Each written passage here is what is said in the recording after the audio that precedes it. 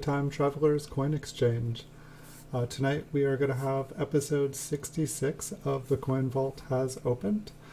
So for those of you guys who have not seen the show before, I used to go through a lot of rolls of coins and a lot of bags of coins, and most of them were circulated, and I'd pull out the best of the best. And so these are rolls of coins that I thought were the best. Some have ended up to be cleaned or damaged, but others are, pretty nice between AU and some low MS mint-state conditions. And we also find quite a few errors. If you pardon me 1 second, this has never happened before, but I will be right back. I gotta take some care of something quick.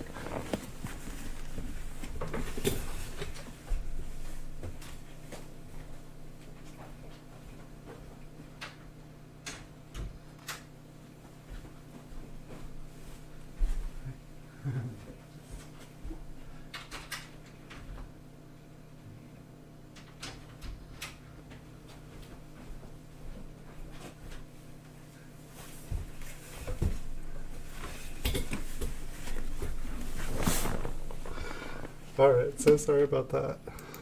Alright, we are back.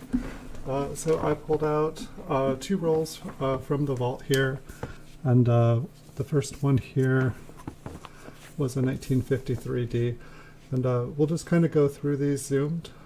If we see something kind of interesting, we will zoom in a little bit closer to kind of verify if it is an error. I found, with most of these coins, we're not going to be seeing MS65 or MS66, so it's not as important to be trying to figure out what grade they are. And when I'm zoomed in a little bit quicker like this, I'm able to pretty much see the entire coin, and we can just keep on cruising through. And so hopefully we'll get as many nice examples of different coins as we can. And so my microscope can go in quite a bit farther. But how's everybody's night going? It's Sunday night. Did you guys all have good weekends? Welcome everyone.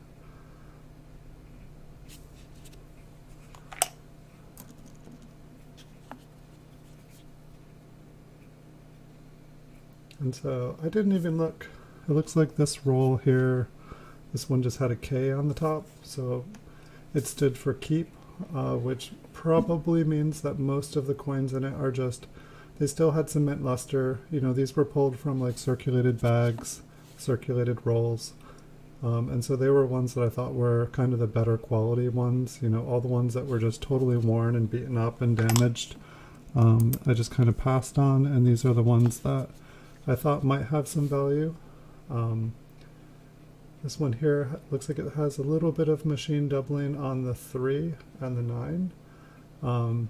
Not really any value there. You can see the die is kind of worn. It's getting pushed up into the edges. There does look like there is a little bit of toning. There's a little bit of purple and pink and blue on here. A little bit of machine doubling on the eye. And hopefully we'll find something here cool. Sometimes it takes going through a couple coins. For this one's got a bit of wear on it, but it does have some kind of nice looking colors to it. Actually, I won a couple really nice toned coins today. Both were 1923 Lincoln Wheat cents. They're slabbed by PCGS, but they had a questionable color, but they were really, really beautiful coins, so I was kind of happy to get them. One has like super strong blue and purple toning on the front. And then the other one I got has super strong blue and purple toning on the reverse.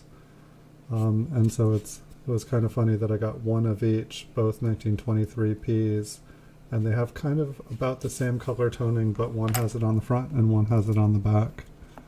So they'll make a nice little pair to go together. There was a third one that was being auctioned with the other two, and it had it on the front and back. But that one went for a lot more than the two combined, and so I let that one go. For a second there I thought we had a wheat penny. It looks like a 1959D. That threw me off though when we saw the memorial there. And so, let's see, last Friday, I think it was, I won the 10 unopened 1958 proof mint sets. So hopefully sometime this next week we will get those in. Maybe I'll do like a box opening video. I've never really done box opening. Like my short PCGS videos, those are essentially like my mail calls. But I've already opened the package and, have the coin ready to, view under the microscope. But maybe in the future we can, when I do get a large order in from someone. But basically every single PCGS video that I have is kind of like mail call.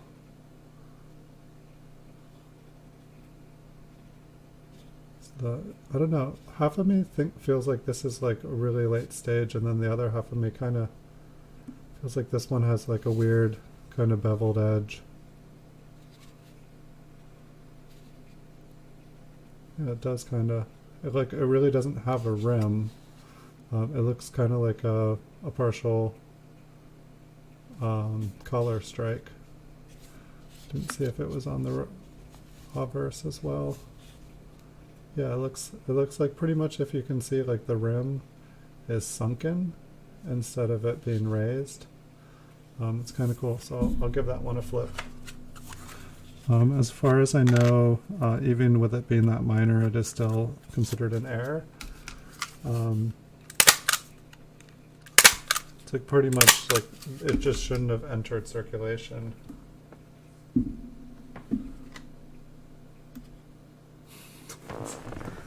Come on, pen.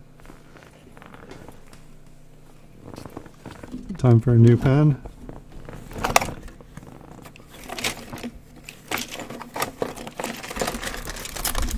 So anyone ever notice that like pens have like legs and they just seem to like walk off? It's literally a new pen. It still has its little thing on the tip. Yeah, I've been trying to flip these as we go through them because half of the reason that I started going through all these was so that I could figure out what we had in these rolls.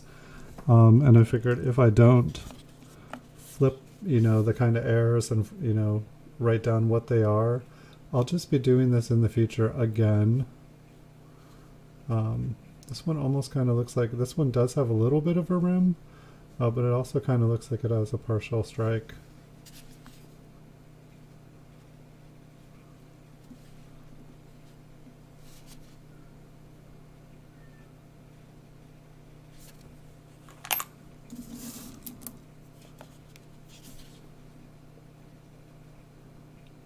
So yeah, I have a lot of mint cellos to go through, pretty much from like 1956 to present. Kind of want to take a closer look at the mint mark here. You can see a little bit of machine doubling in the date.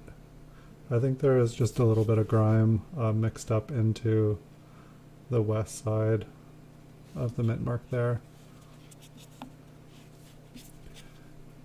And it sure is interesting, like it's like I have so many, because, these AU kind of low MS coins, there were so many of them, or I mean, because I pull out so many of them because I went through like 5,000 count bags.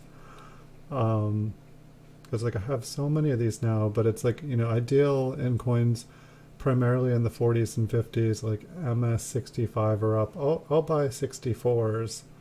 That have been graded, but there's usually not even any, there's not much money in a 64. Most of them are kind of for 40s and 50s. It's, under $10.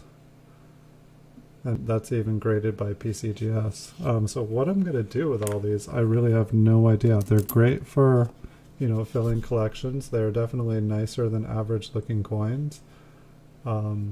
I could definitely probably sell them off slowly for $1 or $2 a piece, but it would take a while. I'm kind of thinking about starting a second eBay store just to do that. I mean, this is what I used to do. This was like kind of the first iteration of my eBay store, selling just, lower grade ones, kind of fillers for albums. Somebody's almost completed their set, but they just need a couple coins that they're missing. And so I'd buy rolls and just kind of like have singles available to people. You know, it's a good way to make a little bit of money. You know, there's definitely always a demand for it, and if you have every date in stock, it's a nice little side business. But for me, once I was able to kind of move on and make a little bit more money other places, you know, once I had a little bit more money involved and stuff, it's not quite worth my time. And I guess that's kind of how life works. Is like there's a million ways to make money, but it's like, you know, you have to do something that you both enjoy and love and, you know, kind of is worth your time and money. It's like I love just going through like rolls of wheat pennies, but it's like I gotta do it as a hobby. Gosh, this one has some corrosion on it. Because it's not really worth my time. You know, I guess if I found a $5,000 coin all of a sudden, yeah, then it is worth my time. But I've got to be able to consistently do that. And there are people that consistently pull out, you know, rare coins. I'd like to apprentice under them sometime and figure out exactly what their method is. I assume that it is just sheer quantity, but there also has to be some ways to kind of you know, maximize the potential of it happening. It's like I don't know if they're, you know, I don't know if they're just looking through bank boxes. I don't know if they're like just searching through like original bank wrapped rolls. Kind of what the best way to do it is if they search through other people's coins, and so they don't have an overhead, and then they, you know, just say like, hey, I like this coin, can I buy it? Hey, Logan's Coin, welcome and congrats on the new channel.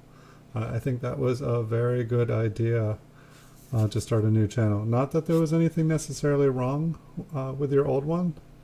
The old one was great, but I think that having one with the new email account was definitely a good idea. First time here, I bet. You look familiar, friend. Actually, speaking of, I'd been meaning to ask you, somebody keeps, on my Instagram account, sorry, I don't know why I can't focus this. Somebody keeps trying to video chat me named Logan on my Instagram. Is that you, or is that just a random person named Logan? I figured I'd ask you while you were here.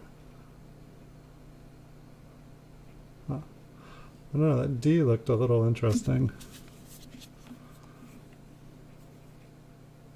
What is this channel about? This is just looking through kind of coin concentrates. We're looking through rolls of coins that I put away about 15, 20 years ago. And I didn't know, you know, really what was worth money at the time. I knew a little bit, but didn't know, you know, I didn't know what every era looked like. The internet wasn't where it is today, and so I figured I would go through it in the future when I had some time. And now, my friend, we have some time, and so I'm just trying to like find out what is beautiful, what is good, what is cleaned. Other than that like little like spot inside the 9, I know that this is a brown coin, but it's kind of a nice looking coin. Okay. I didn't think it was you, but I was just like, the person had been doing it, and then I noticed that their name was Logan, and I was like, oh, I know a Logan.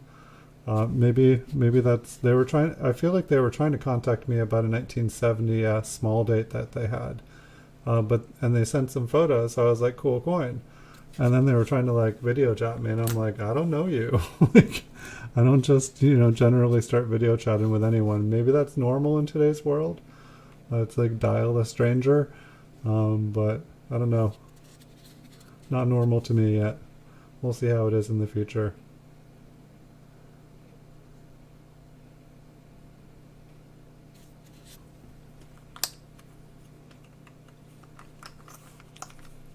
Nice, you're gonna do a logo competition. Yeah, I noticed, like, I mean, I like the coin there.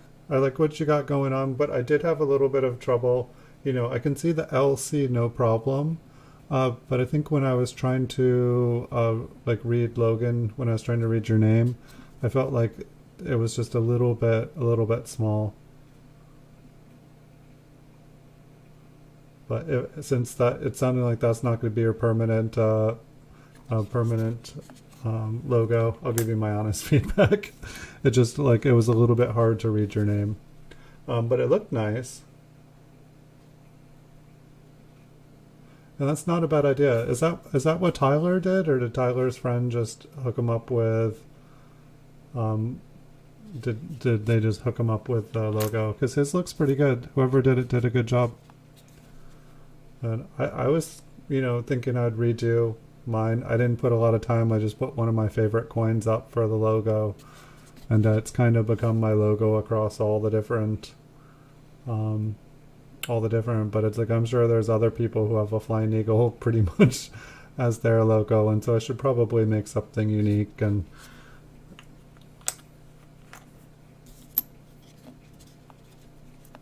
so it looks like this roll pretty much here. I don't think we have seen any errors. It's just been kind of like better condition circulated coins. And none of these have probably been worth more than a couple bucks. I like it when the error coins just kind of like pop up and surprise us. So, well, wasn't it you and Tyler who convinced me to start social media? Like, I had YouTube, and like, I think it was Tyler who said, come join Twitter. And I was like, I don't have any of those other social medias. Like, I don't understand what the point is. And I just decided to go for it. It's like now I think I have like almost 1,000 people on Instagram in like pretty much a month since you guys said. I have a bunch of people on Twitter. It seems like those are probably the two biggest. I have a bunch, maybe like 50 people now on Facebook, just randomly.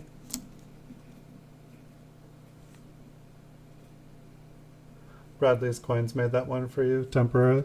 I mean, it looks good. It was just a little bit hard to read. I mean, it is definitely fine. It's probably better than my logo. Um, I mean, that's my honest. I was just when I was trying to read it, when I was looking up close, I felt like it was a little bit hard to read Logan's. And I have a fairly big monitor. But it definitely, it has to be something. If I was to see that logo over and over again, when I saw it, I'm sure I would see, Logan's channel. So I think, or Logan's Coins. I'm sorry, I think I called it Logan's. But it's like, I think it would work just the way it is effectively as branding. So this one has a filled B. It's not an error. Nice. I think I bought I don't even think I bought an ounce of silver this month. I just coincidentally bought some silver because I bought was it a Franklin $50 the other day, and I bought a silver Roosevelt dime this weekend, and so I did random. Oh, I guess no. I got the 10 1958 proof sets, the unopened ones. Those probably have. That's probably quite a few ounces of silver in the sets. I mean, all the sets combined anyway. It's like what, 10 $50, 10 quarters, 10 dimes. That's got to be a little bit of silver. But generally, I don't. I did. I just happen to. I just happen to have gotten that silver, kind of randomly. So I'm excited. I don't know if I should do. Looks like that one just got dinked a little bit. I don't know if I should. I'll probably do a video where we just open the mint sets. Just open the box. Maybe I'll open some of them. It's like I want to open them on video and see what we get. Just kind of see what the condition of the mint sets, because I've never opened a old mint set before. It seems like it would be cool. But at the same time, like I almost want to be a surprise. Like I think I want to send the 10 mint sets into PCGS to be graded, and just not have any idea what they're going to be. You know, just get them back. Like if we get like junk back, we can all like cry together. And if we get like something really cool out of the mint sets, we can all be amazed together. I don't know. It'll definitely be interesting though. But at the same time, it's like I feel like I should kind of open them all and kind of only send in the best of the best, because I have a lot of other coins I could be sending in to grade. Um, yeah, I really have no idea what to think about these mint sets. It's definitely going to be a surprise. And if they're really, really nice mint sets, I'm going to be sad because I passed on 90 other proof mint sets that were with them. But I wanted to keep enough money so that I could get them graded. If I had spent all my money, then I'd be saving another month or two to do a bulk submission. And I feel like I need to be doing a bulk submission every month, or I'm just going to be dependent on what other people are selling forever. It's like if I don't attempt to do some like grading and get some really nice coins graded, it's never going to happen. And I've been talking about it for a while. If you got 3 or 4 ounces, if you got 40 ounces, what that would be like $24. No, like sorry, where'd my 22.50? 22.50 an ounce if it was 4 at 90. I'm not sure. I feel like what is like silver about 1880 an ounce. I would have to check. I used to check gold and silver every day. It did seem like gold and silver has been going up. I noticed the auctions for coins today going for like well above their PCGS value. I thought the world fell out. I was like, I need to check the news here or something. Like some of these auction prices are not right. Huh. That's a big D.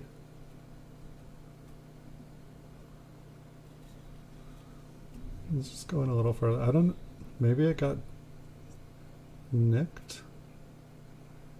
It does look a little flat.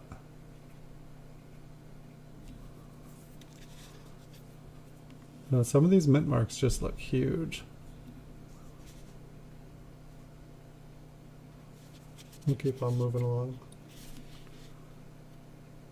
Yeah, that's the thing about silver is, it's more affordable, but you often, the premium on it, the premium is just kind of insane.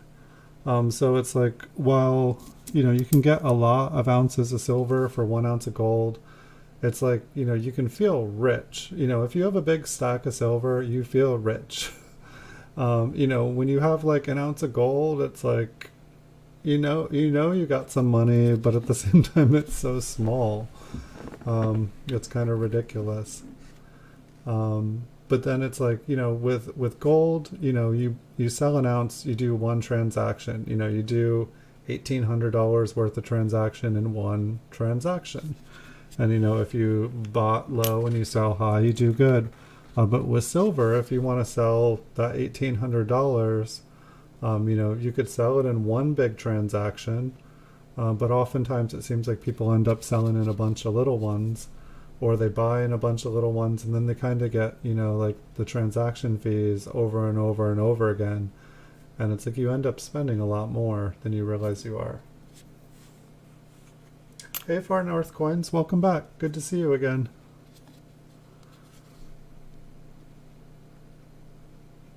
But yeah, I guess I've been just trying to, I've been picking up like numismatic silver.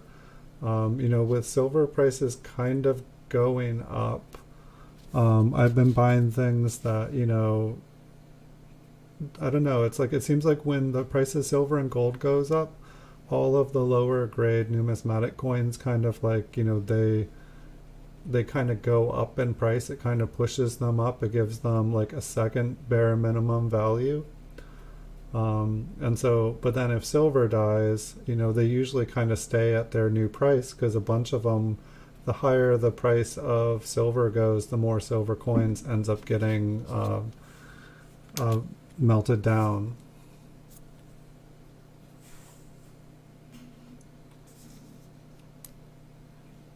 Yeah, $30 for an ounce. And you know, there are some cool ways to buy silver. There are some very, very beautiful rounds. There is some cool art. You know, like silver can be made into a lot of really cool, beautiful things. And like, you know, some of those, you know, do retain their value. You know, like some, you know, if you just want like silver, like I usually recommend just like American Silver Eagles or like Maple Leaves. You know, just keep it simple. You know, there are some, you know, there are fake ones out there. So just something that, you know, when you go to sell it, everyone else is going to recognize what it is.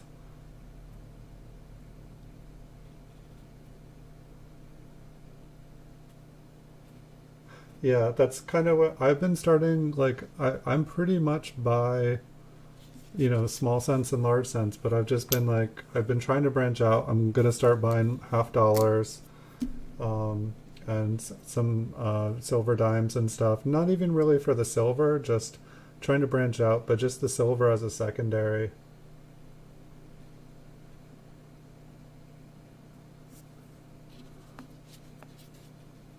Yeah, Logan's just got his new channel up. We were all telling him just because his other email wasn't going to be permanent.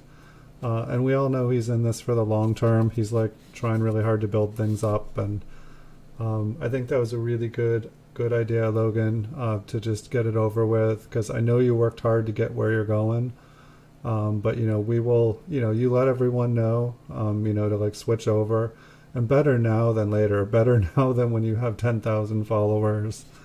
Um, Definitely, you did the right thing, and I know it'll feel like a burn for like a few weeks or something, but you know, like a month from now, you will be very, very happy you did. Um, I know, yeah, I've been trying to like pick up, you know, silver, you know, half dollars and stuff, just you know, lower graded ones, and it's kind of way more difficult than I thought it was. Like, it seemed, you know, I'm used to buying certified PCGS graded pennies.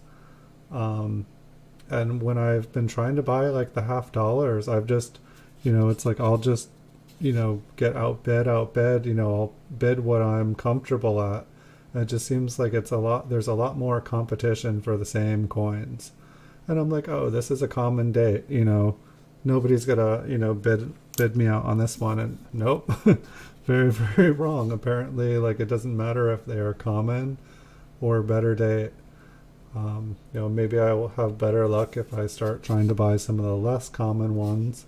Maybe there's more of a margin left over on some of the higher priced coins. But I figured I'll slowly start to build up a set of like Franklin half dollars and Walking Liberties and Kennedys, and then you know, have them in my store. Just give people more. You know what, like pretty much every coin in my registry set is for sale on eBay, on my eBay store. So it's like as I build up the registry and it gets better and better, I feel like people just kind of compare their registry set to other people's, and then they go and like, oh, what coin? And when they realize my whole registry set's for sale, it's just anytime I get a new nice coin, somebody buys it out from underneath me, and then I have to search again.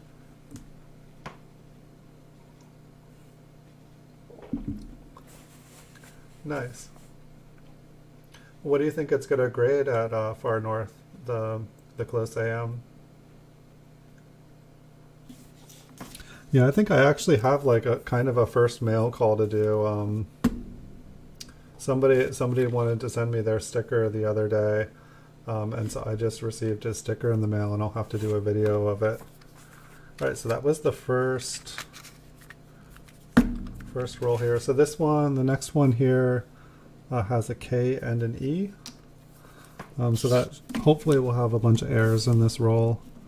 We'll just have to see. The last one seemed like they were mostly like AU low MS.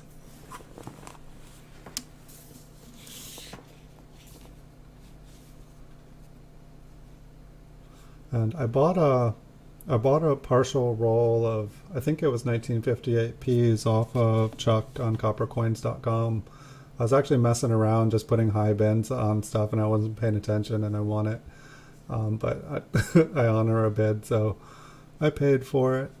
But anyway, his channel's awesome, and I bought his book, and he didn't get any royalties on the book because it was, I bought it second. So I was kind of giving him a thank you, and I learned so much on his show that it was just nice to be able to, give back a little bit. Looks like we have a 1919p. It's our oldest coin of the night. However, it is fairly worn. Maybe like a good 4 or something here. I think that's just some weird coloring on it. It almost looks like goes like the metal goes down on the edge there.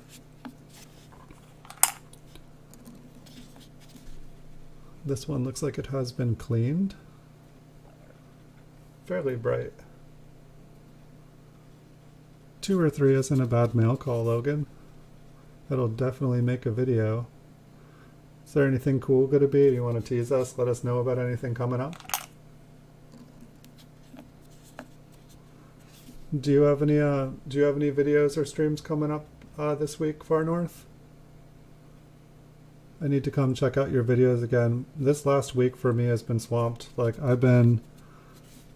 try to check out as many channels as I can just to keep up with what's going on in the coin world, and everyone has something different. But I have so many mint cello rolls I'm wanting to do videos, and I haven't even had an hour to research them this week. But I have a partial, or it's a full roll, but it's mixed mint cellos from all proof ones from 56 to 59. Then I have a whole 1956 proof cello roll. So it looks like we got a 20D here. I've got a 59 mint cello, or no, I still have those others. I have another 1957 proof roll, or no, I have 4 1957 proof rolls, and then I have 2 1956 proof rolls I need to go through. And then I have a 59 and a 60 proof roll. I have just so many. I need to make these videos because I bought the coins so that I can make videos and hopefully do some grading in the future. But if I don't look at the rolls and I don't know what I'm dealing with, there's no way I can get on to the next part. I've also got 90 more mint cellos of 1970 S's, which the last time we went through a roll of those, there was all those RPM 001s, which I still need to figure out what to do with those.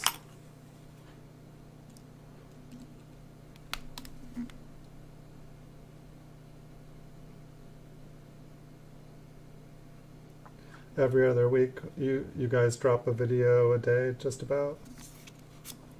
Cool. I'm definitely gonna have to come. Hey, welcome Coin Collecting with Tyler. Yeah, I still haven't messed around with StreamYard. It was kind of looking cool, except for I was like, oh, I would have to do a whole nother setup with everything.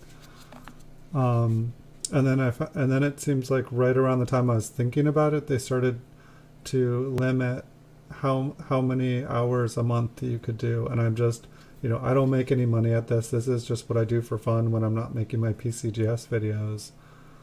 And so I just decided to hold off on StreamYard, but it looks awesome. I love how everyone can kind of get together and just talk, and it seems really cool to just be able to share. I mean, I'm wondering, say with Zoom, if it's possible to use Zoom and then broadcast your Zoom.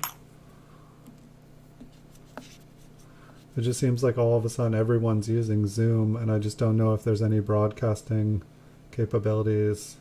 I haven't tried yet. But welcome everybody. Hope you guys are all having a good weekend and a good Sunday night. The days seem like they're pretty much like all weekends. It's like one long summer weekend lately for me. I don't think we found any errors in... Oh, no, we got a Liberty error here. So we can... I'll just zoom in so you guys can see what this one looks like. It's kind of an interesting one. Usually it's kind of more of an eye shape. And this one is like an eye on an eye on an eye, and it just like each one just smashed the one before it.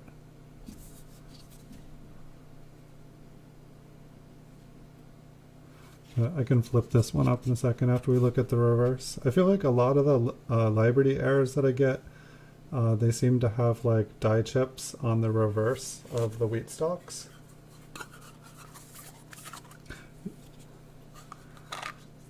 You gotta have a giveaway.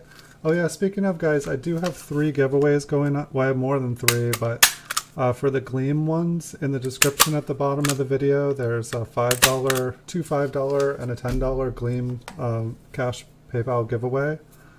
You guys are all welcome to join. That was a Liberty, a buy air. And so I'm gonna have those giveaways coming out about every 3 days on average. I'm just gonna keep doing them. The only problem is I'm starting to lose room in the description, so I think I'm just gonna have like a page or somewhere that's dedicated to all the giveaways I have going on. And then I still have all the scavenger hunt video giveaways that you guys all said were too hard. But I think like the cash bounty on all of them combined is like $45. So, and then plus all the coin prizes. So if somebody ever does have the time and they want to, you know, win all those, seems like everyone kind of mellowed out on it. I don't know if this is like a partial color strike. The rim looks a little interesting on this one. See if I can get it to focus. What do you guys think? I think it's like a partial color strike.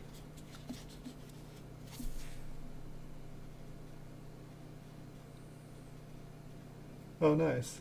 I did not know that. Thanks, Far North Coins.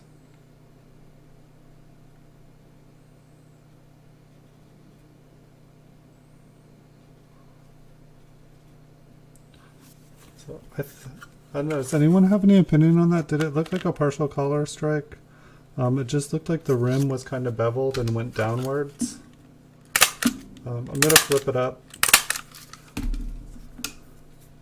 It's like sometimes when they're not like full, they just kind of make me wonder, and then sometimes when it seems like I've put a bunch of them all the way at the same time, it makes me wonder if I'm just starting to see things.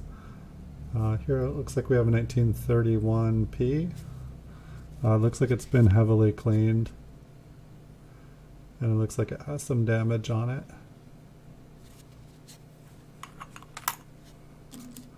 But yeah, and I will be making, here we have a 1918s. It's got a little, it's probably been cleaned by the shininess of it. But I'll also start making the giveaways larger. Like, it's like, I know it'd be a lot more fun and exciting to have $100, you know, cash PayPal giveaways. I was also thinking I could do like store credit in my store, because I definitely have more coin. Ooh, this one's, well, it's got a big old gouge. But it's got some pretty toning on the reverse. I mean, this has been sitting in a roll for 15 to 20 years. This is the first time I've seen this. Really too bad. This is kind of the color. I won 2 1923p Lincoln wheat cents in PCGS Labs. They're both questionable color, but this is what the front of one of them and the back. That's the kind of purple, pink, blue that I picked up today. So I'm excited to get those 2 coins. Really too bad about all the big scraping. It's probably been cleaned.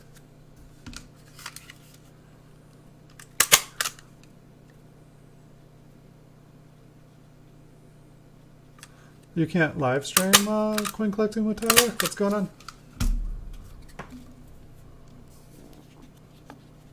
I've been seeing your stuff. Here we've got a 1912. This one was like right up against the other one. It's got a little, looks like a rim mark there. Almost looks like whatever was toning the other one, this one was right up against it. It's like, I wonder if one toned one and the other toned the other. I have a feeling that one's gonna kind of get bright like the other. I'm gonna put in a flip and just kind of keep it away from these others, or Maybe I want the other ones to turn that color. I don't know. It would be fun. So yeah, so this month it looks like pretty much I have like I have like 10 rolls of mint cello wheat cents. Like, so I have like about 500 proof wheat cents still in their mint cellos, which I'm going to do videos of. And so that should be fun. Hopefully we'll find some nice varieties. I'm gonna need to watch some videos to like learn about the different varieties from the proofs. And so that should be fun. And then I have about 20-30 rolls of mint cellos. Well, I have a proof 1959 and a proof 1960 mint cello roll. And then I think all the other 20 or 30 mint cello rolls I picked up are all business strikes. But I am excited about the 1970 S's. And then we have the 10 proof mint sets that we picked up, the 1958s. I'm excited about those. Was this a VDB or just, no, this is just a 1909.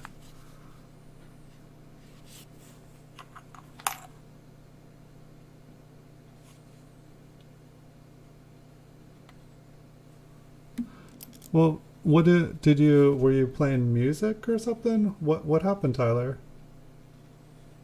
This one's got a filled B. It is not an error. Some of these coins are a little bit shinier than some of the rolls that we've gotten. Just, there's some color. I can't think of any reason why you would have gotten, I mean, it seems like all your videos have been on the up and up. Are you sure it's YouTube has done it? Are you doing it on a phone or are you doing it on your desktop?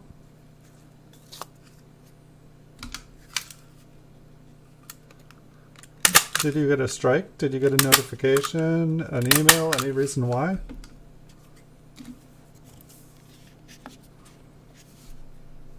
I mean, it seems like all your videos, all your streams, they all seem to be very reasonable. Like your uploads were educational.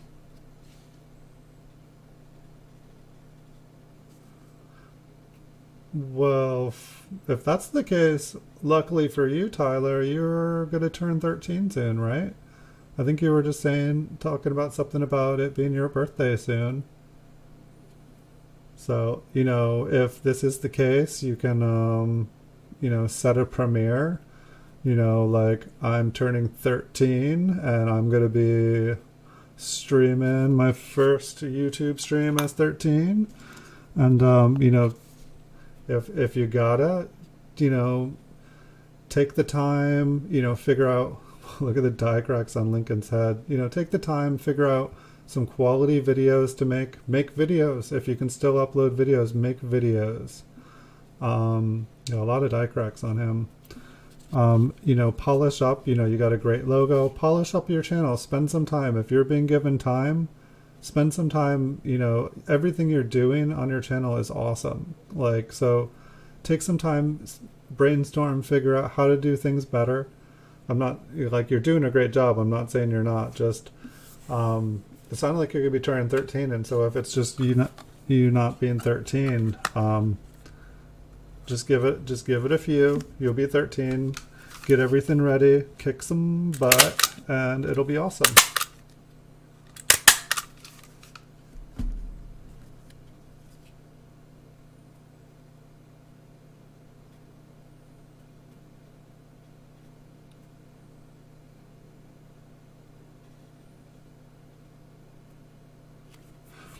Well, I'm sure there has to be a way to appeal. I mean, someone can't just, do a fake troll. I'm sure that they look into things.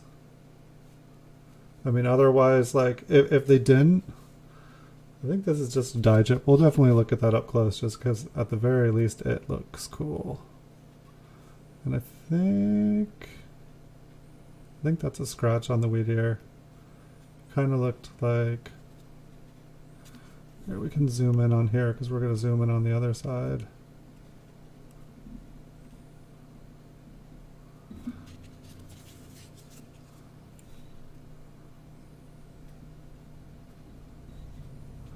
I think we're just going to go all the way in just so we can see exactly what we're looking at and not guess. Okay, it looks like What do you guys think? A piece of the 9 fell down? It was probably like the 9 filled in up there. It was a partially filled 9, and then it fell, you know, was doing like little somersault as it fell, and then boom, got smashed in on the next strike. They appealed it, and they don't tell you what you did either. They just said da da da, doesn't go with the community guidelines. Were you doing? I'm not even gonna ask. Like, I've never seen you do anything inappropriate on any of your streams, so I don't think you would have been. I don't know. For some reason, the S on this one just that doesn't look like the normal 1941 S to me. In and out we go. I think it's just me tonight. But we can't find anything if we don't look, right?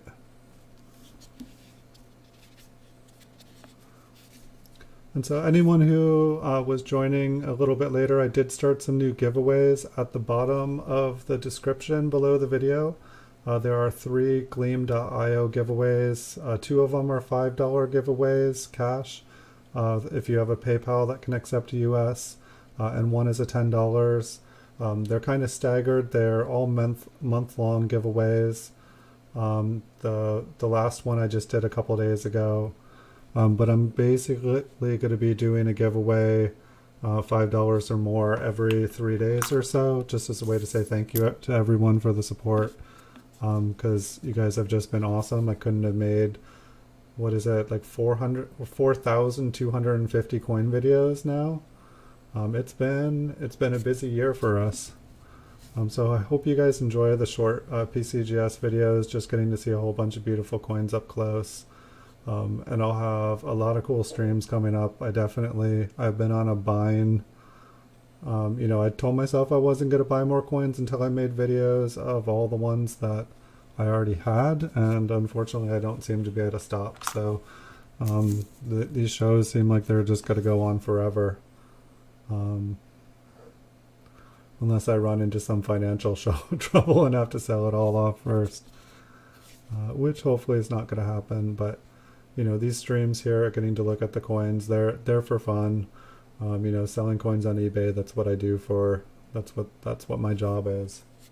Hey numismatic Sam, welcome. How's your night going?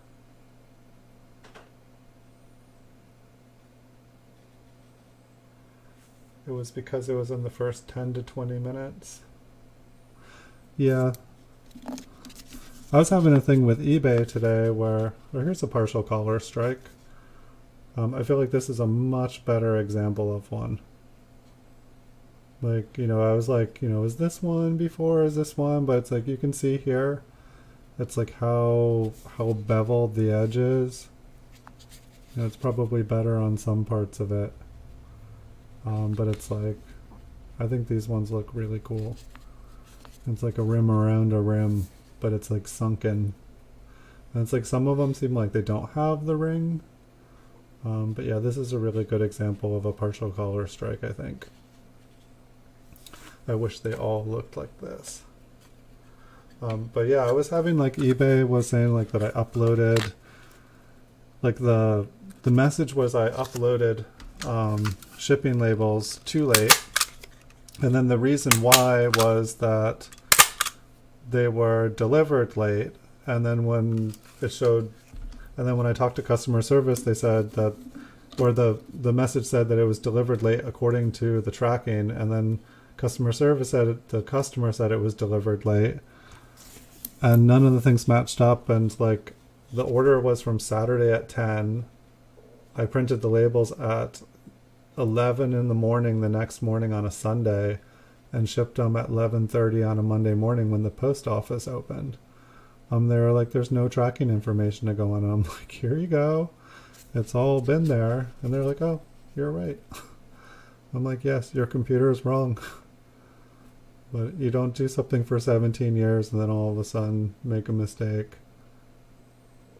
It's like, I know how the system, they're trying to tell me, oh, you need to increase your handling time. I'm like, no, Your computer just needs to process things correctly.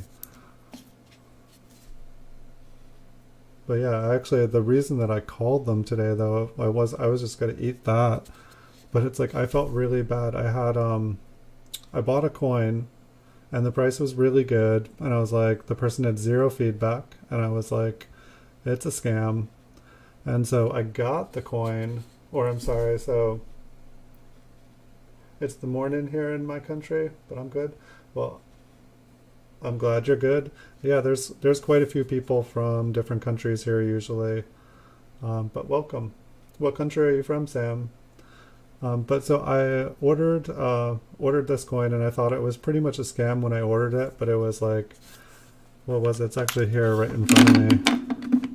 And so I felt really bad. The person within an hour, they had refunded the money, but then I didn't get a refund. And I was like, hey, you canceled the order. Okay, I can live with that. I understand. But I didn't get the refund. And they had zero feedback. And they were like, can you tell me how to refund you? The refund failed. And so I basically, Googled it, and it was like, it's a scam. People do this all the time. They just, take the money out of the account, and then PayPal can't refund the money. And so I gave him negative feedback. And then he sent the coin, and I never got a refund, and he sent the coin in the mail. He was like, I canceled it by accident.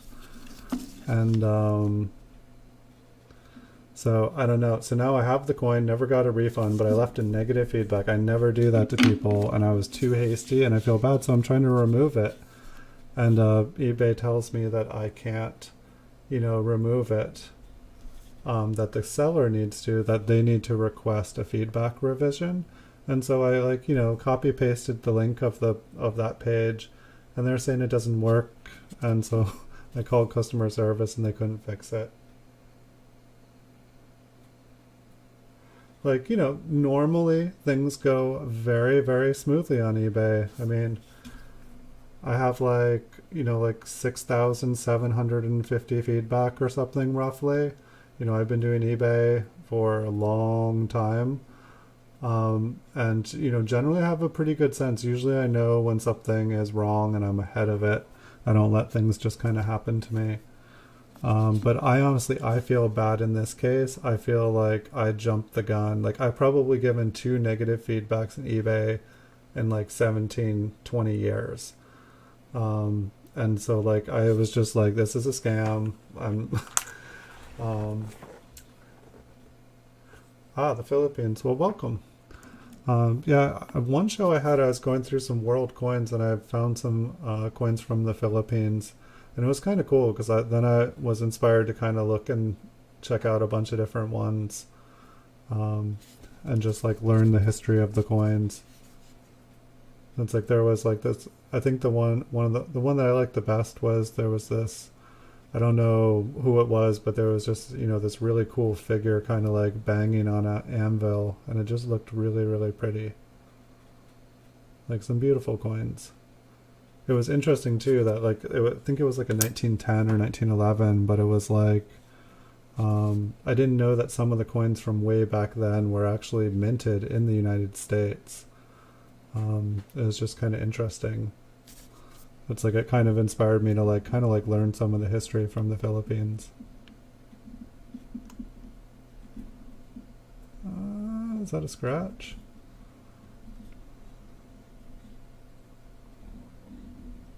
I can get a focus in here. Slowly. Yeah, I think it's just a scratch. It almost looked like it had a really nice split serif there. But nope, it is just smushed. Very, very smushed. See if we can find some focus here.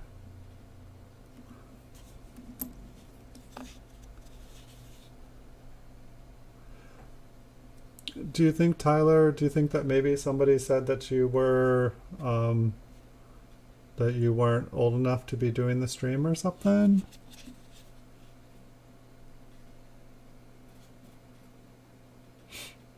I know that's really a bummer because it seems like you've been working really, really, really hard on your stream, and I really admire that. You've been putting a lot of time into things. Like your stuff's been getting more and more professional.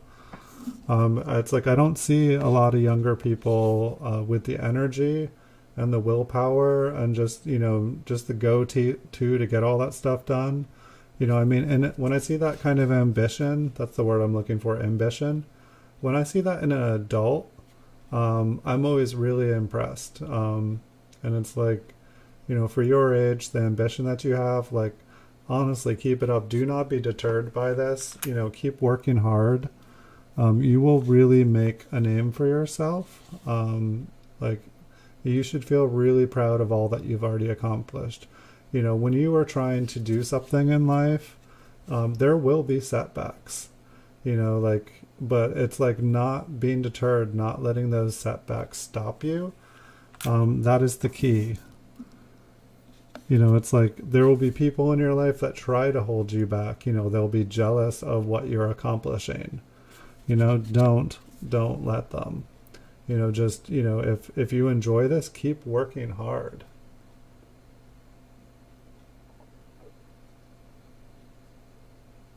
Oh, that is Lady Liberty on it. Hey, Andrew, welcome. Yeah, like that was interesting, like, because from what I feel like I like learned from like the history, it was Spain, like the Philippines was like a Spanish colony, I think, like right before the U.S. Kind of made it a American colony, but it sounded like when Spain was kind of going to war with the U.S. and kind of everything was crazy, like the Philippines was one of the last kind of Spanish colonies, and so like the U.S. kind of like went and took it, but the Filipino people had already liberated themselves from Spain. But then America was like, we're going to liberate you and make you a colony. And you guys were like, we're already liberated, thank you. But it sounded like some stupid stuff happened, and there were some stupid Americans being stupid Americans. And but then it seems like you guys got, you're like, finally, you're like, no, we're liberated. And good for you guys. Sometimes people here in the U.S. can't be the smartest of people, but there are some good ones here. Yeah, how was your road trip, Andrew? You said you were going to check out some redwoods. Hopefully, it was a good time. Spain sold. Yeah, and so like I believe that the mint that those coins, because it sounded like once the U.S. made it a colony, the coins there were minted in 4 different places, like Philadelphia, San Francisco, Denver, and Manila. Um, and so I used to live in a town named Manila, but it was here in California, um, not the Manila in the Philippines. But yeah, that there was in Manila there was like the Spanish had set up a mint there, and so it was like taken over and converted into making the currency. Oh, nice. Up through Fort Bragg and stuff in Ukiah, that's really, really beautiful. And up through Tahoe, that's really beautiful. It sounds like you had an awesome trip. Were you just in it for the views and get out of the city? I had kind of a crazy experience. 2,500 miles on a rental car, unlimited miles. Yeah, I think the rental car companies are probably. I hear that they've been selling their cars because nobody's vacationing, no one's using them. I hear it's like a really good time to pick up a used car because basically like all these used car lots are having to sell. But I had Andrew like we were talking about, I think it was gift store online, and talking about all the proof coins, and I did win 10 of those 1958 proof mint sets. I let 90 of them go.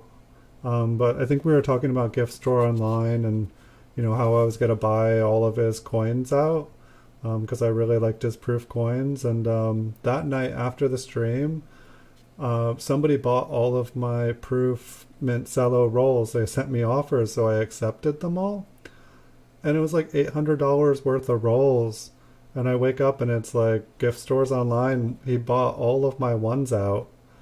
Um, but then in the morning, he was like, I expect every single one of these coins to be perfect. There won't be a mark or a spot, like no environmental damage, no nothing on them. Like, did you look at the photos? Did you look at the videos? I made videos of the front and back of every coin so that you'd know. He's like, I don't have time to look at the.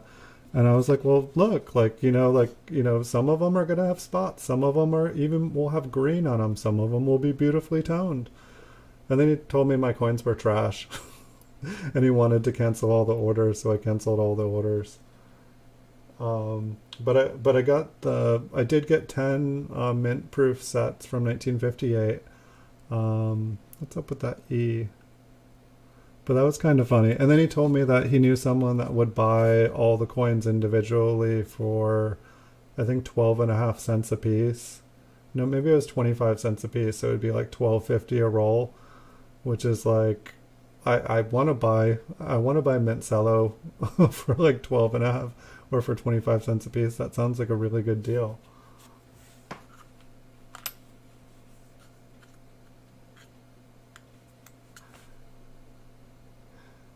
I thought I actually, well, maybe it's the other side of history. I thought I actually, maybe I'm wrong. I can't remember. I was, like I tried to educate myself, but that name sounds familiar. And I don't know if he was on the U.S.'s side of history, he was the good guy, or if he was the bad guy. Um, but like maybe he was the guy that essentially like the US wanted to have be president, and like, oh yes, he'll be your president, but he really was under the table getting paid lots of money.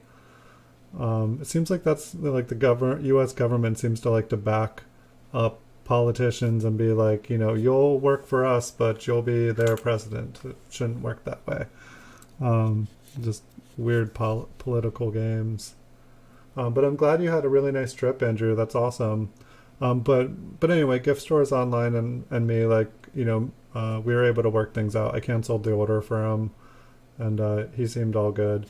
But I think he just saw them all late at night, put offers on them, and just, I don't know.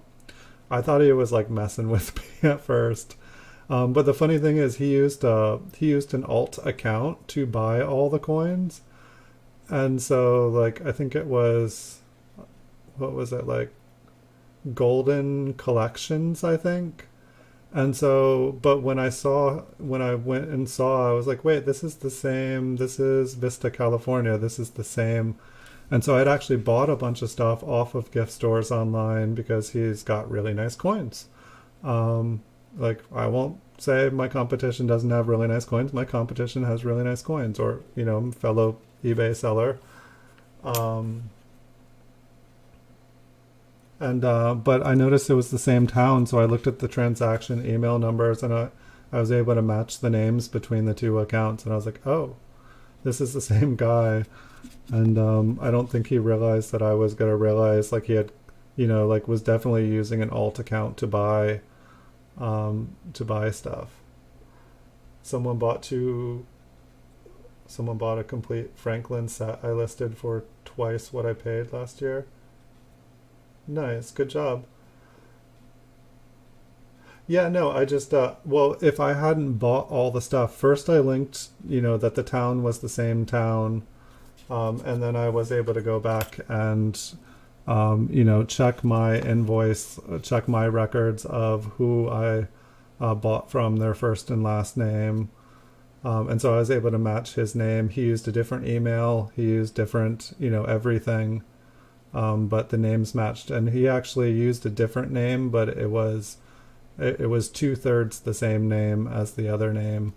And so then he was like, why are you like, what did I do to have you research? And I just told him people had been trolling me. And so you take stuff seriously. Like, especially if someone's doing a large purchase, like, it's like, if someone buys a lot of stuff, I usually check out and make sure that the address I am sending is a real address so that, like, someone doesn't do some weird thing. I've definitely gotten better at catching scams, but there's new scams happening every day on eBay, on the internet. Like, like stuff like that evolves. Speaking of, I got to keep my eye on the clock here. There are 3 auctions ending in 7 minutes I need to bid on. It'll take me just a moment. But somebody decided that they were going to be posting some stuff I wanted late at night. And it's a funny thing too, people keep listing stuff at like 5 in the morning that I want. It's like they're trying to get me to like get out of bed at 5 in the morning to list their bid on their stuff. I don't like someone who listed that 1956 proof roll, and so I got up at 5 in the morning to bid on it. Those mint sets were at 6:45 in the morning.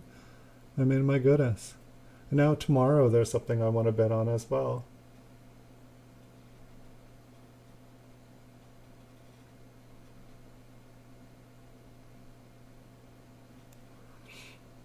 Yeah, a puppet. About what Emilio sounds like.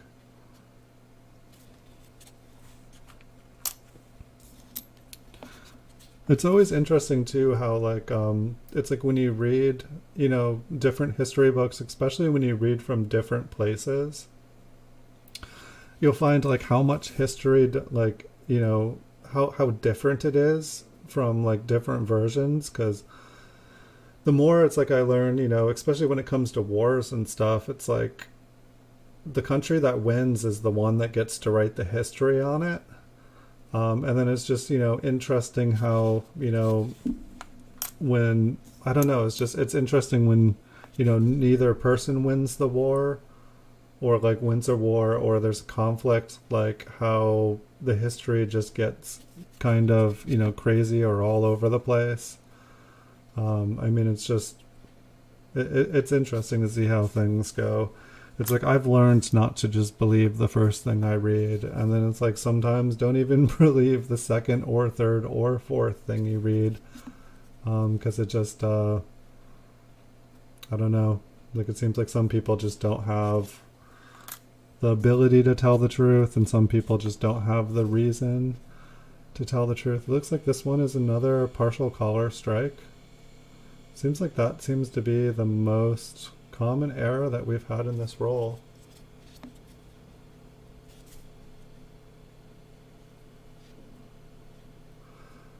Well, it seems, I don't know about like the countries themselves, like what the relationship between America and the Philippine governments are like, but it seems like the people, like I feel like Americans and Filipino people get along really well. Like my brother's partner is Filipino. Like they go to Manila in the Philippines often. And I don't know, everyone I've ever met has been really nice. There's a lot of people or a lot of Filipinos up here in Northern California. And I've really gotten along with a lot of them. They have like really nice green thumbs. Their greenhouses are just amazing. And like really, really passionate. Like they work really hard when they are passionate about something and just do really good stuff. And are really generous and kind, and their food is awesome.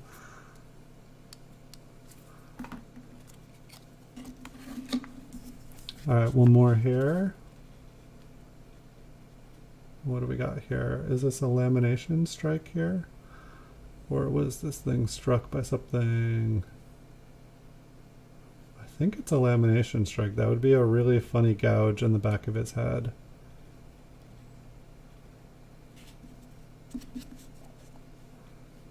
It almost looks like there's a tiny little streak. Usually it doesn't go through the back. But I believe that little part right there, it looks like it just was not a very good piece of metal. It was not a very good coin to have it struck on there. But hold on one second. I'm feeling it tonight. I'm gonna grab another roll here quickly, and we'll go 3 rolls tonight. I'll be less than a minute.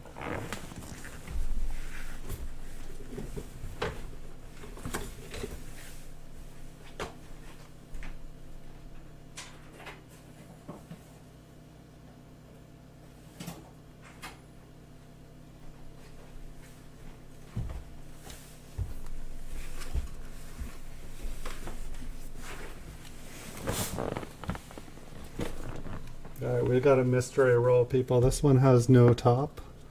No nothing, but let me flip this one up first. I'll get a sip of water before we start this next one.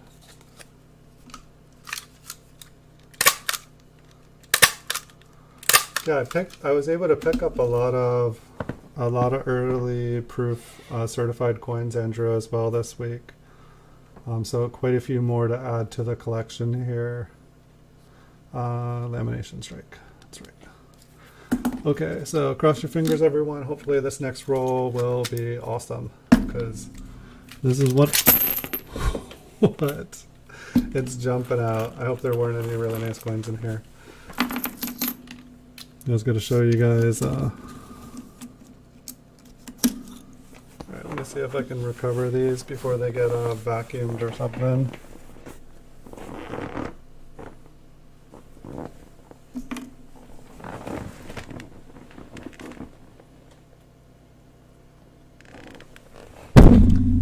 Alright, hit my head on the microphone. This is fun tonight. Alright, hopefully I did not lose anything good there. Let me get this stuff out of there. Roll. Okay, we're good to go. Yeah, I have started to break in. I bought some $50 and I bought some dimes this week. I am starting. It was actually really interesting, Andrew. Like, it's like I probably bid on a few hundred $50 and dimes. I think I won like 3 $50, a couple dimes. I think I have a bunch of stuff on my watch list. I'm gonna start, just taking a page out at a time. But it was definitely interesting. It seemed like a trying to think of the right word. Bidding on certified coins of other denominations seems very competitive. It seems like things were going for above the PCGS price, and it kind of caught me off guard. I'll take a closer look at this mint mark here. It looks like we have a Liberty error. Don't do quarters. If I do quarters again, I'm going to do early. Okay, it looks like... if I do... It looks like it's just a Liberty. I think it was just knocked there. Don't do quarters again. I was kind of enjoying doing quarters, but I wasn't. Thank you, Numismatic Sam. I do appreciate it. It's always good to meet new people, and thank you for visiting and having a conversation. So let's see. This was a buy error. Any reasons on the quarters? Just not as interested in quarters, or are you going into quarters, Andrew? I mean, I just trying to figure out, it's like I have 10 of most mints and dates of Lincoln cents and wheat cents, and I have most everything. And so it's like part of, it's like I kind of want to, branch out a little bit, have nickels, dimes, quarters, $50, dollars, eventually get into world coins, just have a little bit of everything for people. It was actually it kind of surprised me. So I have 3,000 PCGS graded coins, and there's usually about 16,000 certified coins on eBay at a time of small cents. And so about 1 in 5.2 small cents are mine. Looks like another Liberty error. But I noticed there's usually about 150,000 certified US coins. And so I was like, wait, so about, what is that, 1 in 50 coins certified by PCGS are mine on eBay? I couldn't believe that I have 2% of the PCGS market. And obviously, there's coins, PCGS has graded millions and millions of coins, so I don't have near the population. Thanks, Sam.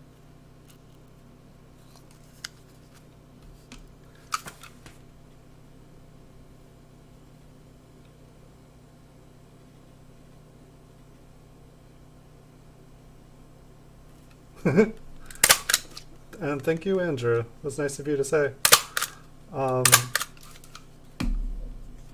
Yeah, I don't know. Like, I guess the reason I started with or started thinking about half dollars is just everyone seems to love half dollars. Um, and I figured I didn't have any silver. And so I just, I tried to do quarters.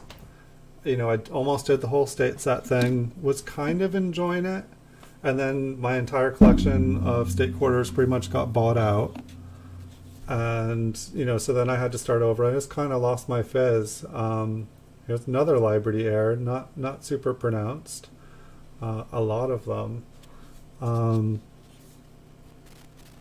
but I don't know. It just seems like everyone loves half dollars. I'm like, what is this all about? Like, I'm like, I've never been a half dollar guy. I will try it.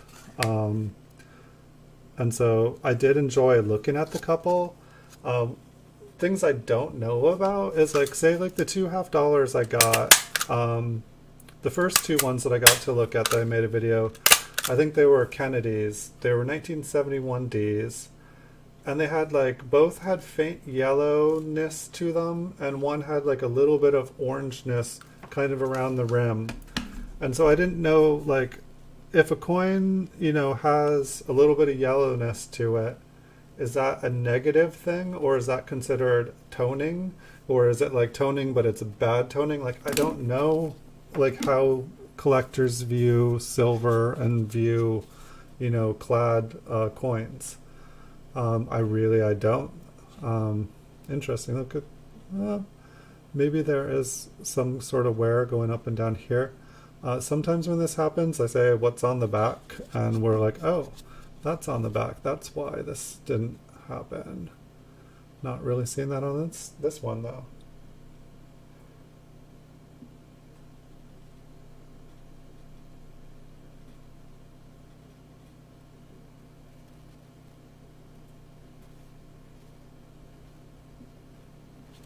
Probably undesirable.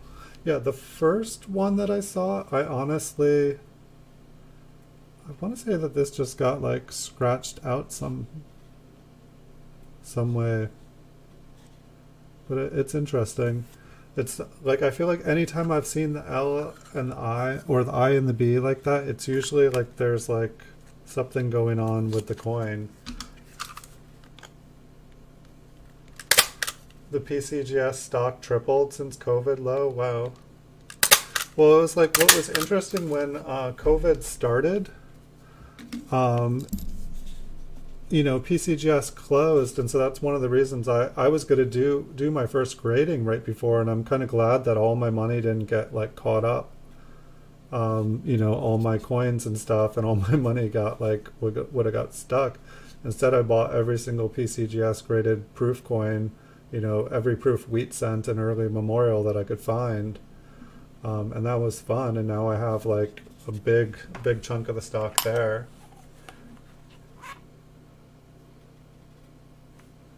But definitely interesting that their stock, I haven't been paying attention to stocks other than they were going up and going down.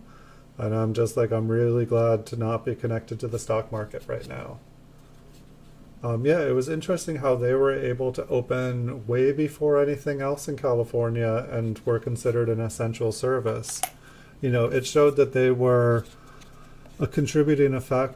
They contributed to the economy by being able to liquefy assets. Rich people wanted to get out of the stock market. They wanted hard assets. They wanted to go into things like silver and gold, but they were too high. Real estate, was looking, traditional real estate in like cities and stuff, and like desirable places. All of a sudden, everyone was like exodusing and wanting to go and live in the country, and they didn't want to invest in country property.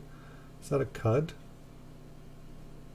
Little something over here. Let's flip it over. But it seems like, they were, they were making a market. They were making liquidity for all those little imaginary zeros and ones. What do we have here? I mean, it looks like we have a planchet flaw right here in the center. And then we have this little doohickey. I'm not even sure.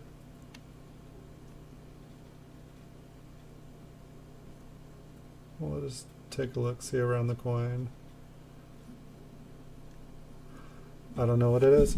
I'm gonna flip it. It kind of looks like a cud because it's on the rim there. Yeah, I think I started coin collecting when I was 3, and it was kind of sad because I had a Whitman folder, and I couldn't push the coins into the book. My fingers weren't strong enough, so I'd put a cloth over it and hammer them into place. Um, so it was kind of sad. Like my first penny book that I like totally took care of, like it was like solid gold, and I thought I was rich, like well into my 20s. Every coin in the book was like damaged beyond belief. Like if there were any valuable coins in there, I like destroyed them. But it's like I loved coin collecting when I was younger.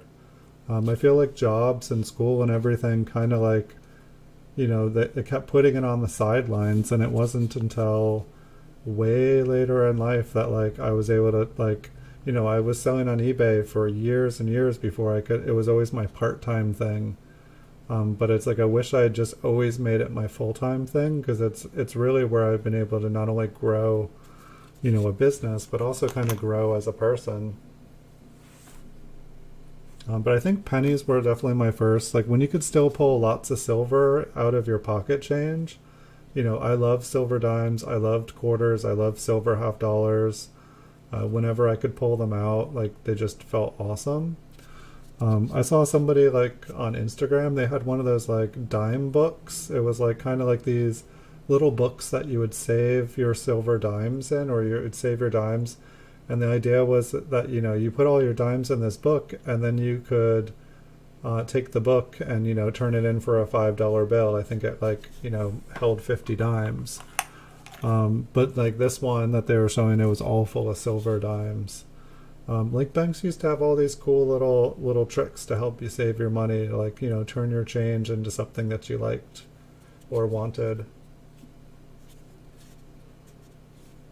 Yeah, there definitely seems, I don't know if it was the Great American Coin Hunt, or it feels like there was, kind of it was a coordinated effect around the world. It seems like there's a lot of new coin collectors that have just popped out of the woodwork. I don't know if it's like the coin collecting societies have been like, promoting things.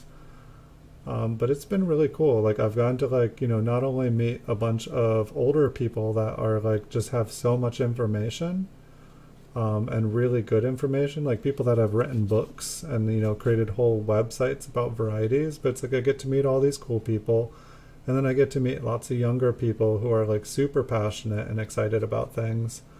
And it's like before kind of looking around, like I've made thousands of videos on YouTube before I even realized that tons of other people were making videos. And it was at that point, oh, that looks cool, that I started like kind of meeting people and being like, oh wow, there's people like me. So that kind of looks like a lamination. I feel like we found one like this, and it's almost like a lamination peel struck through. But obviously, I'd say it's a lamination error because we have all the metal right there. I'd say it's a cooler looking one.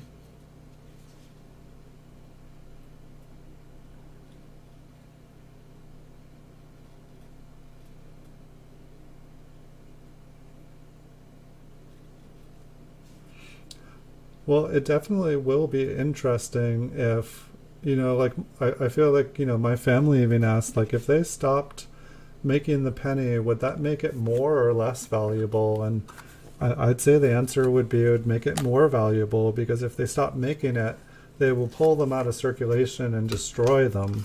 That'll make less of them out there, and then it'll be everyone that still has them. They'll be the only people, that will have them for like sale. Once a coin becomes obsolete, it's pulled from circulation. That was a kind of cool looking lamination error. Yeah, Sam, I've never had any coin collecting friends. There used to be a store. It closed 5 years ago here.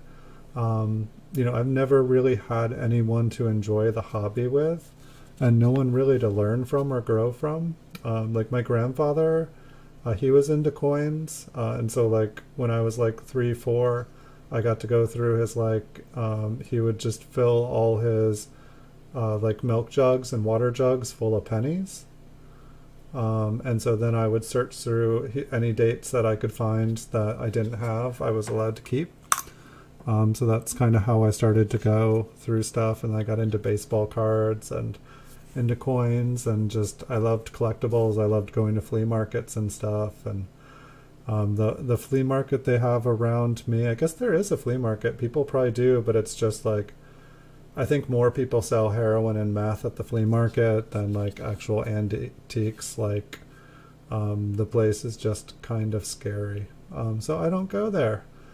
Um, sadly, I forgot that that would even be an option for coins. And I think when I went, it was like everything was like twice the price of eBay, and I was just I couldn't justify it.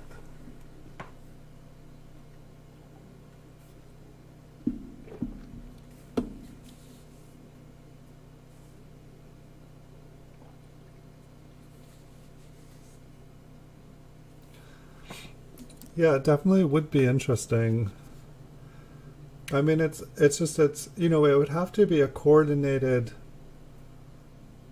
It would have to be coordinated worldwide, though. Really, this one has a little bit of a beveled edge on it. I mean, because like one country can do, get rid of their currency, but other countries are going to use currency. Not every country's computer infrastructure is as secure as others. Many countries, rely on other countries' infrastructure to, run their governments and internet, their educational systems. So it's like I don't know. Um, I don't know if all countries want to go to. I definitely know a lot of countries are pushing for it. A lot of countries want to, they want to digitize everything because it gives them control. It really does give them control. But at the same time, it'll be what people are okay with. If people say, okay, we'll do that. But it's also funny that the government says only criminals use U.S. currency. U.S. currency is the preferred currency by criminal networks all over the United States. They say Bitcoin is used by criminals. Guess who uses US dollars more? Criminals. Um, and so it's like they say only criminals use cash, but why is our government making cash for the criminals? It's like they're enabling their criminal activity. It's silliness. Yeah, I mean, gold and silver, bullion, they've been around forever. What has not been around forever is fiat currency. What has not been forever is a cashless system. It's like, is this a lamination error? I think it is. It would be really odd scratches. We'll check out the reverse. Eek. I feel silly flipping this one, but I want to at least organize all my lamination errors out.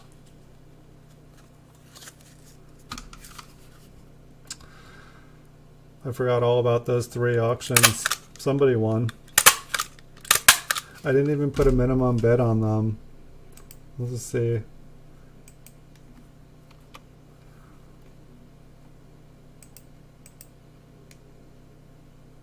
Meh. Oh well. Oh, I had a bunch of sales too. Crazy. Uh, I will check on there.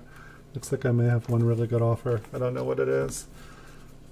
It looked like a nice coin, a 1927 MS 65. That one looks like a lamination error as well. 1929p.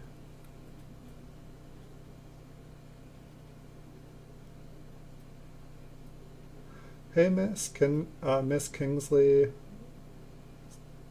saw America, South America, America. Oh, is silver up to $19? Awesome. Yeah, it was looking like it got.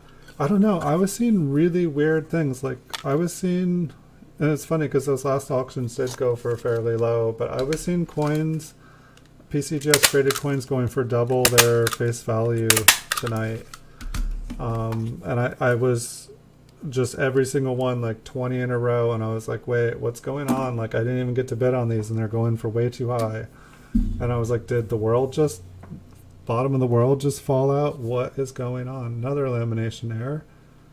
Jeez, I knew how to pick them in this roll.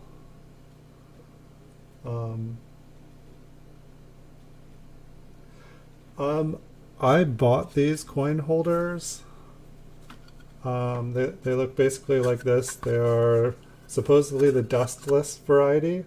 However, they pick up dust like you wouldn't believe. You put them near dust, it's like a magical dust magnet. I could use these things to clean my house.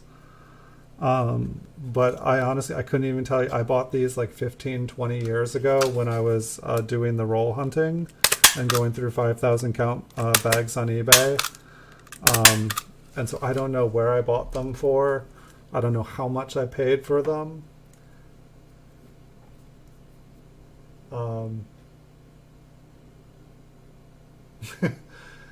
Yeah, my favorite person on eBay there was someone with the username Bill Gates, and whenever he bid on anything of mine when I was doing roll auctions, he'd win every single roll that he bid on, no matter what. I'd be like, because you can see who's bidding on your stuff, and I'd see, oh, Bill Gates is back, and I'm like, all right, I'm gonna have a good night tonight. It was definitely fun. I wish there were more people named Bill Gates that appeared. I doubt it was Bill Gates, but what cool roll.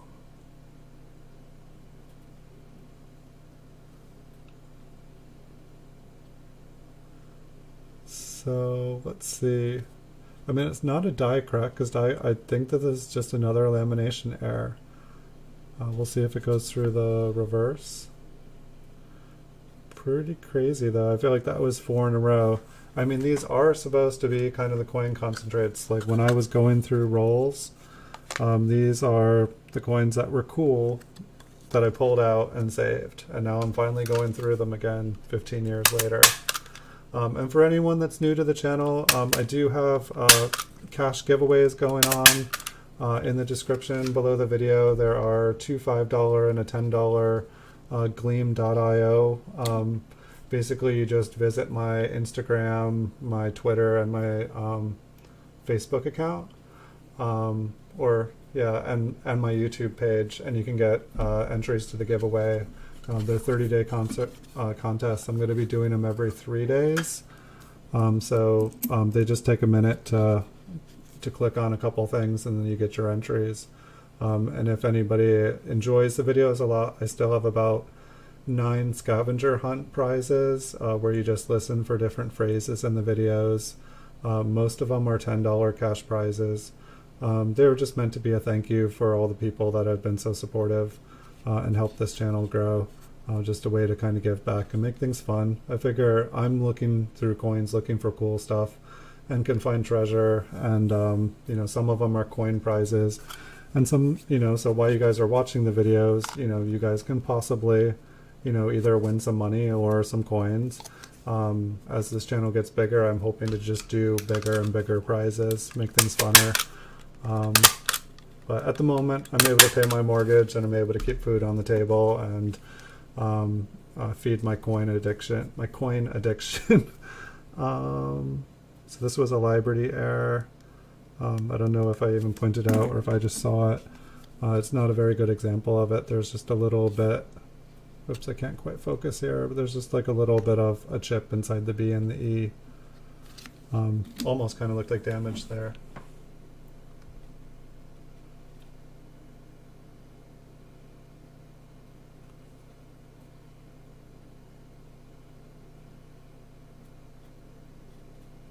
Nice. Yeah, it doesn't seem like you just need, you need some cardboard stock. I'm not sure if it's just like a thin Mylar film or something. or maybe it's what do they call it for a cellulose? It's just like a thin layer of plastic. I think that some plastics do kind of they do affect a coin's finish. And so if you're making your own flips, just make sure that it won't have a reaction to the copper. I think this one maybe just had a filled B, which is not an error. There's kind of this funny little line that goes up there. I'm not 100% sure what that would be. Awesome. I'm getting the love from the Philippines and people from the Philippines here in the US. Welcome, Miss Kingsley. And welcome, Sam.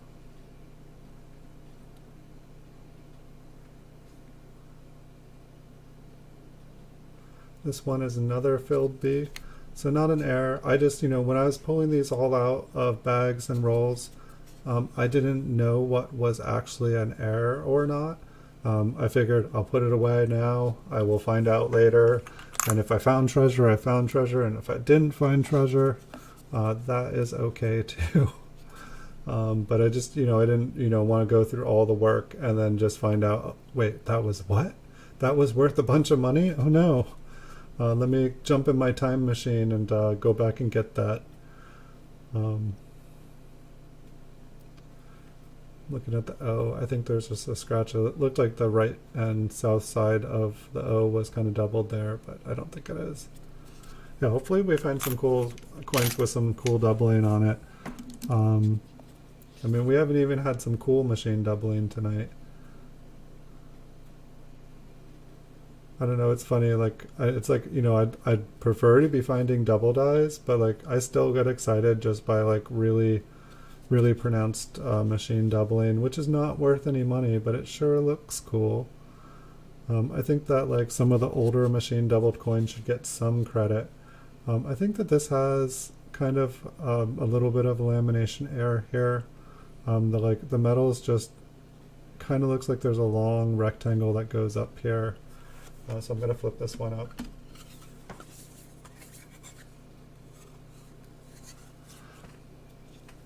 Yeah, I can't, like, I would want to say like probably 1,000. I would want to say like 1,000 of them is maybe like $25.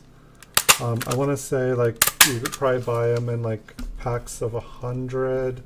I honestly, I haven't bought them in 15-20 years. And I feel you can get cheaper ones, but they oftentimes have a lot of dust in them, and the dust you don't want, there's little fine pieces of paper. Paper chemically reacts, like the acid in the paper is not good.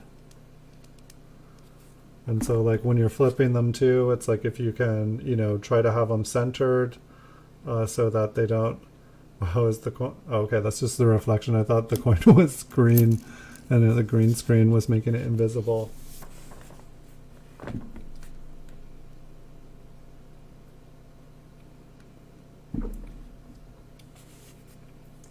So that's definitely sad. I'm sorry to hear that, Miss Kingsley.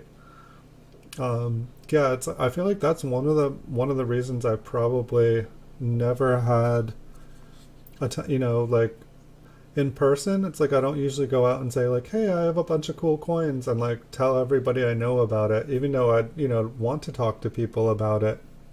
It's just you never kind of know, like some people. And when I started this channel, I honestly, like, I was making the videos for my eBay listings because I was selling everything. And I was just like, well, people might end up knowing I have coins, but they're all going to be sold soon.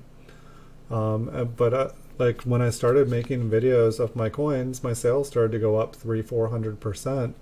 And all of a sudden, my business went from something that was, a business that sold, and was able to pay the bills, to a business that was selling and able to then buy again because there was a little bit left over to recoup my inventory. But for a little while there, I thought I was just selling off my collection, and this was my goodbye to all my coins, like all the coins I've been collecting my life.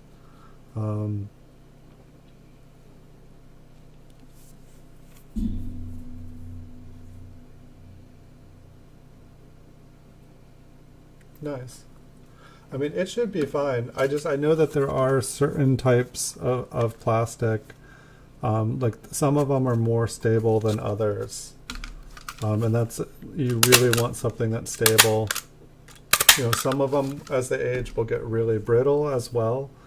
Some of them will get cloudy, like these ones. I feel like you can kind of see, like, I feel like the coins that I had flipped, when I would be trying to look at them on my early shows, because I looked at all the flipped ones first, trying to look through these, they would get all these like rainbow sparkles all over the flips. The plastic starts to like kind of turn this rainbowy color, and it's kind of crazy. I almost enjoyed, wow, look at this eye.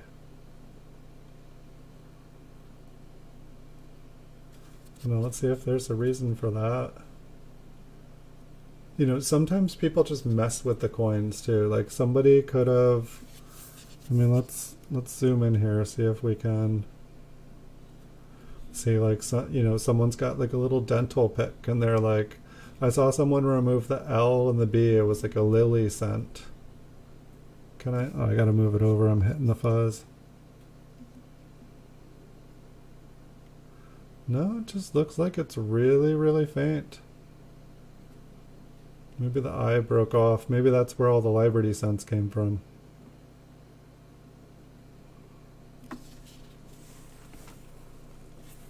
That's inside you. No, that's the thing. You wouldn't believe it. Most people with a coin collection traveling on a plane. Yep.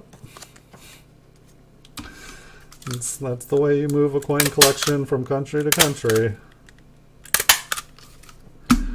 Unfortunately. I don't know. I'm just going to do eye question mark on that because I don't know what happened to that eye.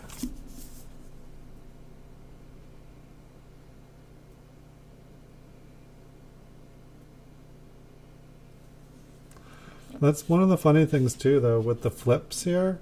With a lot of these pennies, especially the ones that I already flipped, it cost, you know, the flips that they're in cost more money than the coins. Yeah, so here we found the missing eye. Look, see? It fell off that coin and it's on this one. That's my magic trick for the night. But so there it is. Now I just need to keep those two coins in my pocket all the time. I can be a magician.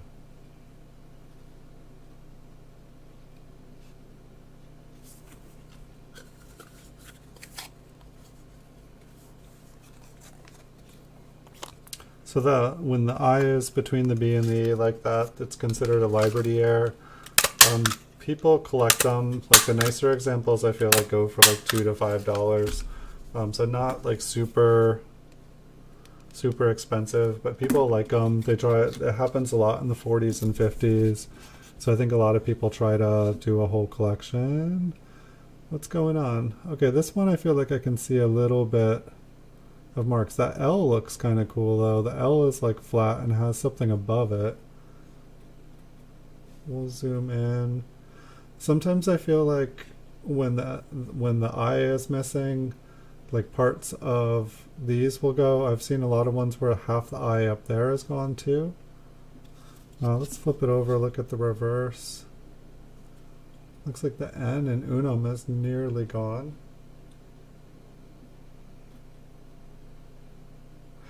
Yeah, I mean, it's like that. It's weird because if, like, say, like, I probably did, you know. So this is a good example. Like, you know, like this is a modern coin that you could have gotten in your pocket change. Let me focus this a little bit better. You know, so, you know, someone could easily find this in their pocket change, or like rather they could get like a new roll from the bank. And this could be in this. It could have come out of a mint set. I don't know. I didn't grade this. But this coin, you know, probably is worth a penny if it was not in a slab that says Mint State 67 read by PCGS. You know, and it's just it's a weird thing. I get tons of people asking me all the time, oh, I saw one of your PCGS videos. I have a 1986 D cent too. I want to sell mine. How can I get, 20, $30 for it? And the answer basically is you have to get that coin graded by PCGS. But the thing is, it costs like, unless you're doing a bulk submission of like 100 coins, then you can get it for like $12 a piece plus shipping and taxes. But it costs like 20, $30 to get a coin by itself graded by PCGS.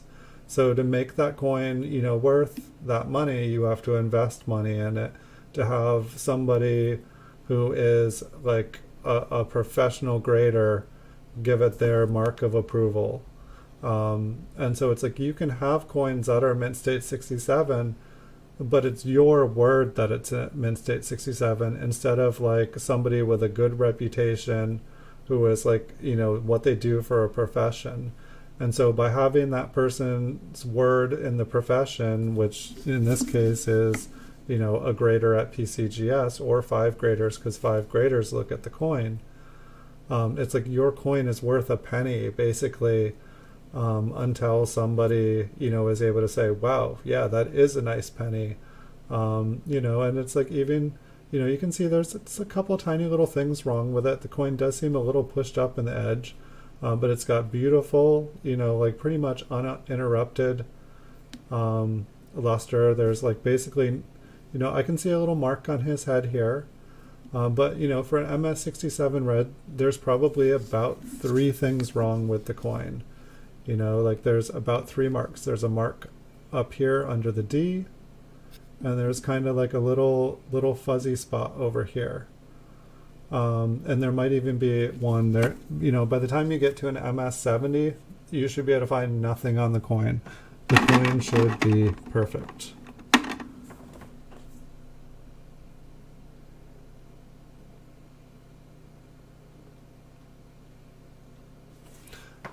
So you're saying, remember the coin that was used in the war that they turn into bullet before he has that?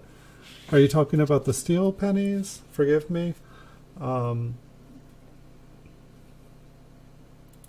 what was this one here? This was a no I. Remember the coin that was used in the war? Here in the United States, we stopped using copper in World War II, and we started to use steel cents in 1943. And then after the war ended, we used the bullet shell casings to make our pennies again. And so those, I believe the pennies directly after 1943 are called shell case cents. Well, I mean, that's what people call them, wheat cents. So I don't know what's going on with this one here. I think I'm just going to write an E on it. I don't know. This will be, if anybody in the future, if you're watching this video in the future, folks, and you know what that is, please leave a comment. Please and thanks.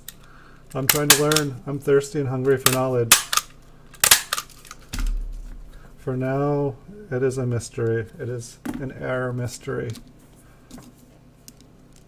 It's like I wish I had like just a ton of people that were like the best of the best who could like kind of watch these videos after, where I could make a master video of like these 50 coins stumped me, and just get solid answers to everything.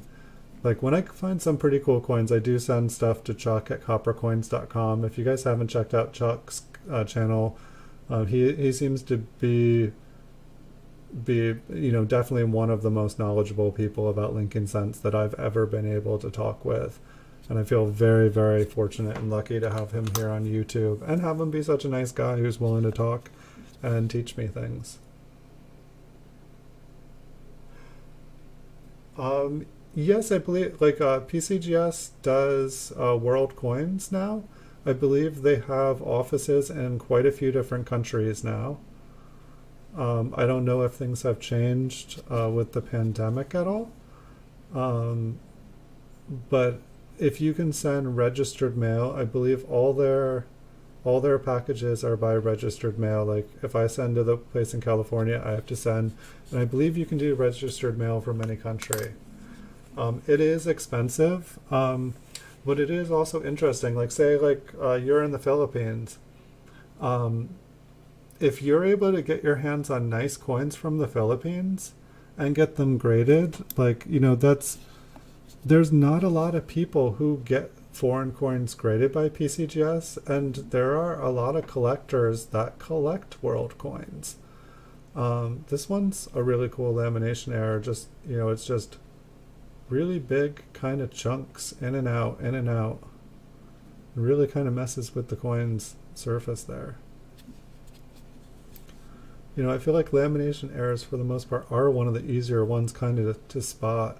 It's just like, oh, that metal's messed up, and that's not, it wasn't just damage, something didn't strike this coin, or it didn't get stepped on or run over by a car. I need more flips. I was like, what did I do with them? All right. Yeah, and I don't, it's like they kind of come like this in big stacks. And they're all out of the box, so I can't even tell you the name. But it sounds like you had some made for you, or you made some, so you're good. But yeah, you can send, I believe you can send them in. I haven't tried, so you have to be a collectors club member. I believe the minimum level is like $69 or $79 to be able to send in coins to get graded, and that's like a yearly thing. There's different levels you can do.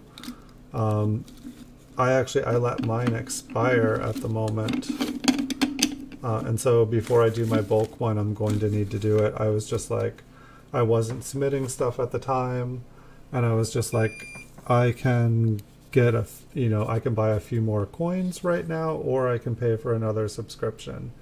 And so before I get my coins graded, I'm gonna have to re-get my subscription. But yeah, before you do get a subscription, I would maybe talk to someone, or just Google like, can I send coins from different countries, because I don't know what the rules are. I know that they do most world coins now, which is really cool.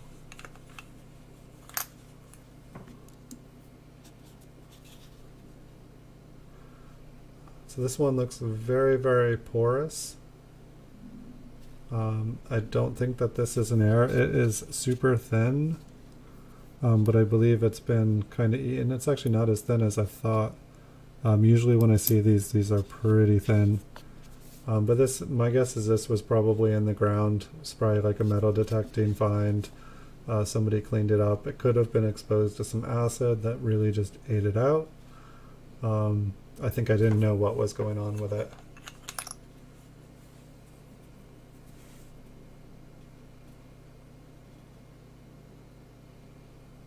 Nice. Well, the 1997, I believe that's one of the years that the earlobe's on, those are actually worth quite a bit of money, I think. It's like, I think that would actually be a good one. I thought, see, I don't know every era. I know about the doubled earlobe. If I was to tell you, I'm guessing that you've already verified it. I thought it was 84 through 87, but maybe it was 94 through 97.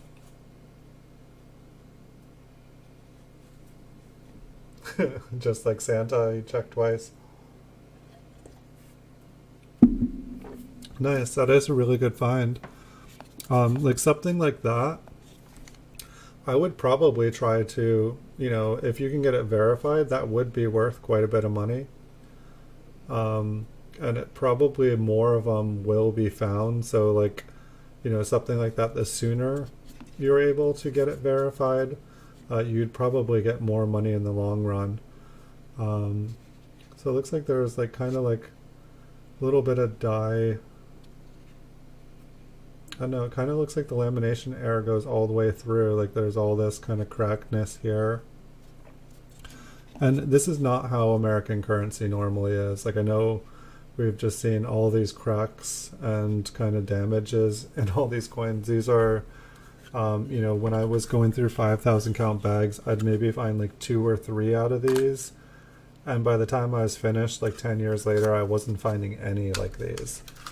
So it's like I wouldn't call these common. It's just these are like all the examples I found from like looking through 5,000 bags.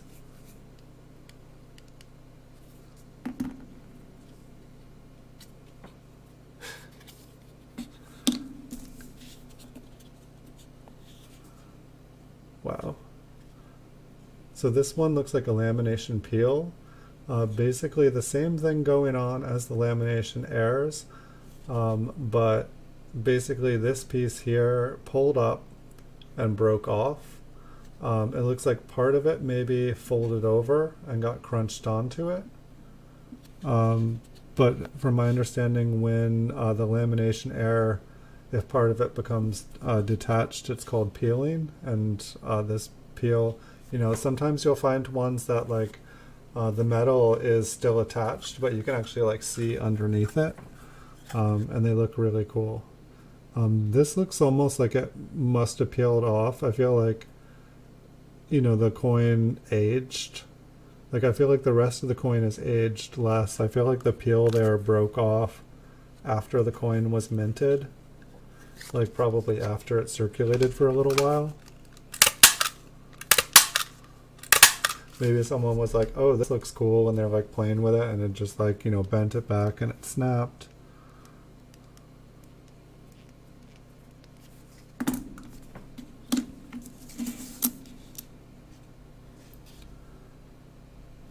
$1939p. Oh, this looks like a planchet clip. And so, I don't know, we'll look at the rim here in a second, but I believe that this is real. And so it's basically, it's like it wasn't, the coin wasn't minted on a full planchet. Let's see if we can see what, you know, if it might look like, when I zoom in, it might look like it's been filed upon.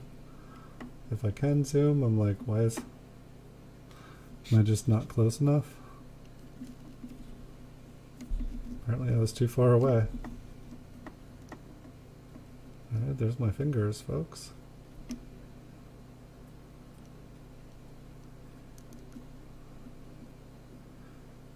I don't know, I think that this is real. I mean, there is kind of some roughness. Maybe if I put it on here.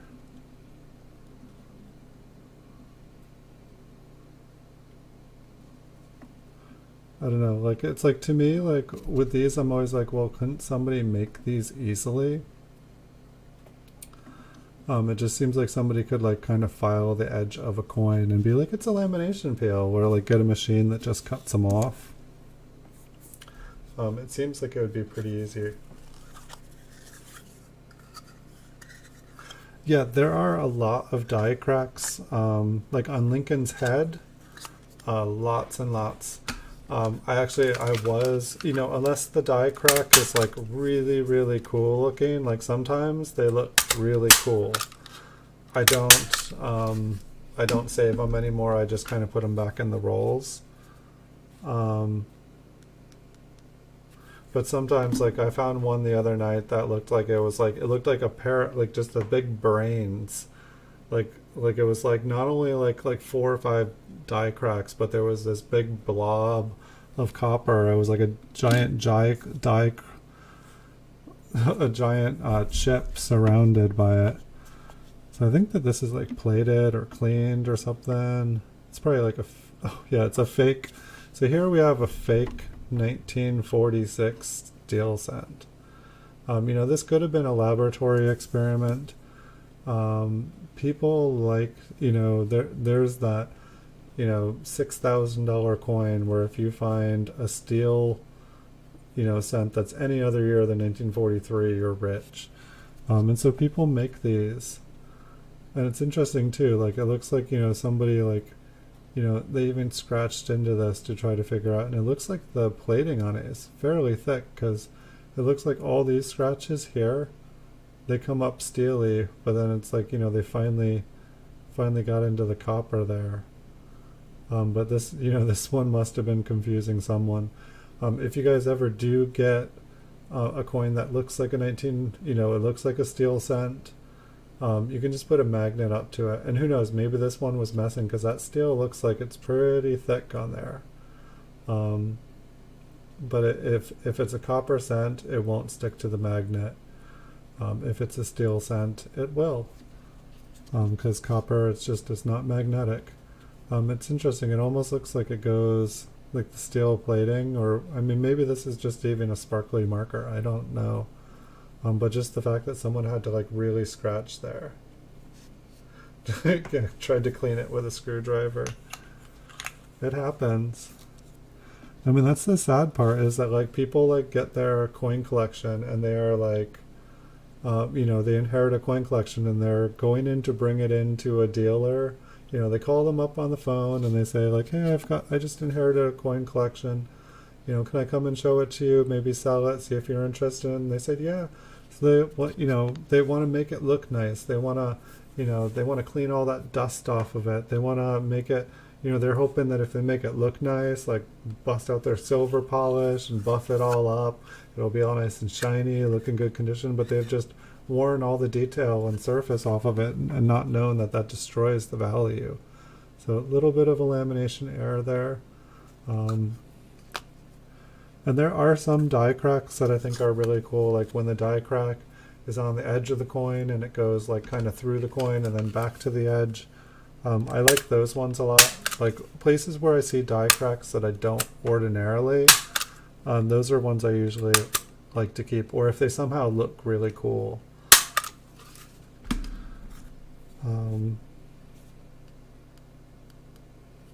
But yes, so many lamination errors here tonight. It is crazy. I have a feeling this one's going to be another one. Not seen it yet though.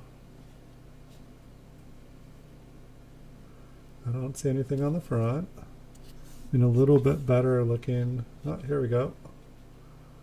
Right through. Little lamination error has cupided the O there.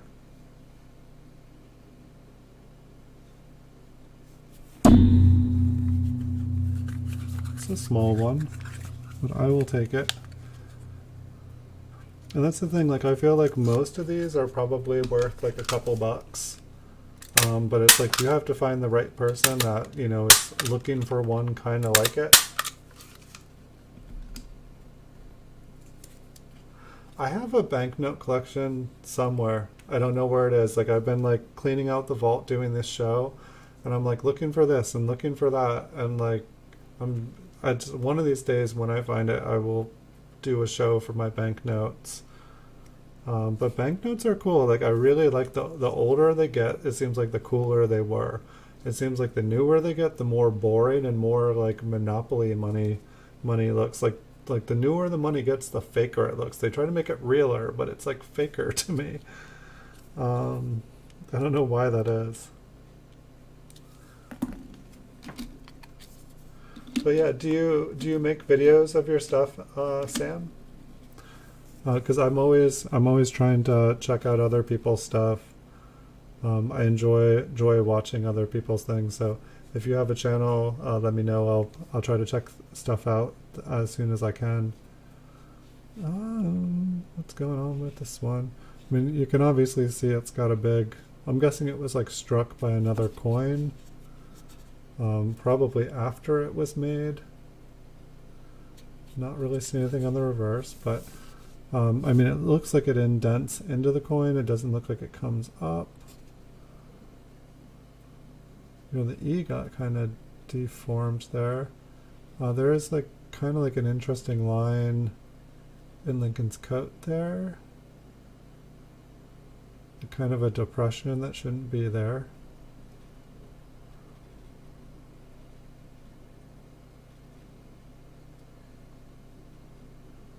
I'm just kind of like, I think I'm looking to see if it's just been double struck.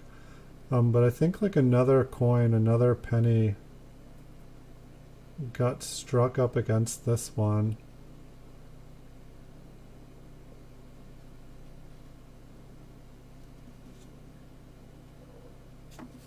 Or maybe if I go a little bit closer.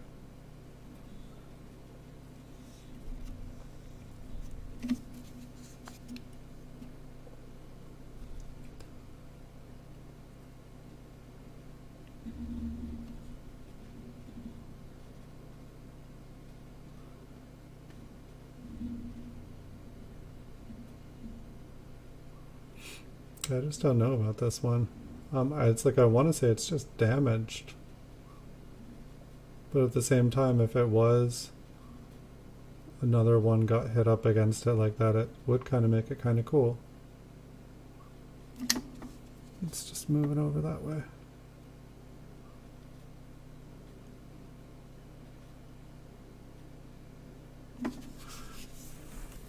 And now I'm going to put it in a flip. And that way, and put a question mark on it, and that way I will be able to check it.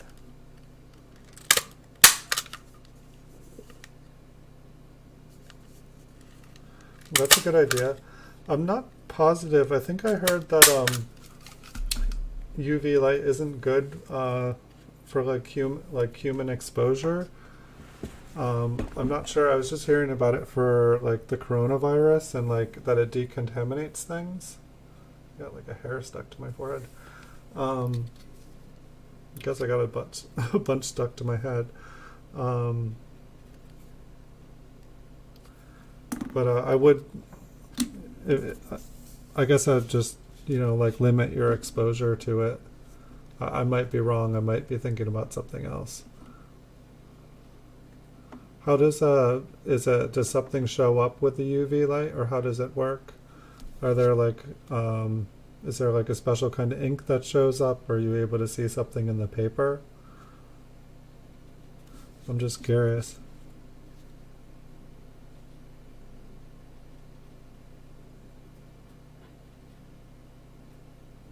So I don't see anything on this one. Can take another look at the front. I guess it's the filled B.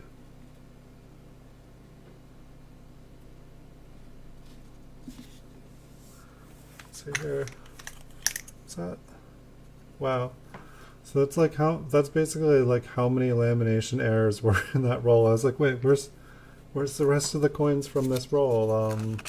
It's like this was, this was one of the other ones. And this was the other one here. Like, it's like this one's almost full. So not a bad roll. Normally I do 2 of these. I'm almost in the mood to do another one here. Give me like 15 seconds. I'll grab another roll. Hopefully I won't spill this one.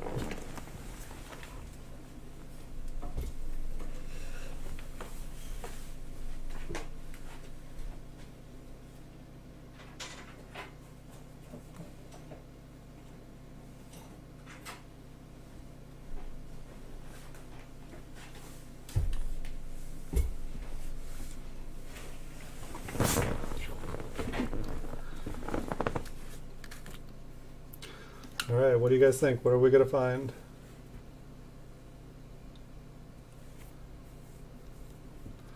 Yes, I don't have a UV light.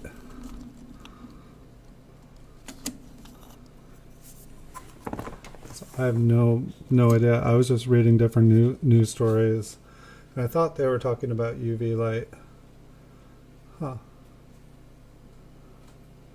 Yeah, this one looks kind of interesting. I don't know if this is a little piece of the rim. It's at least a Liberty Air. Like it almost kind of looks... Huh. Well, this one's definitely going in a flip. Hopefully this is the start of a really good roll here. It's like I feel like it's like kind of like partially off-centered, but it's like what this is coming here through here, I just don't know. It's definitely raised up on the coin. I don't know if the rim on the die, or what makes the rim, if it was starting to like kind of fray. Oh.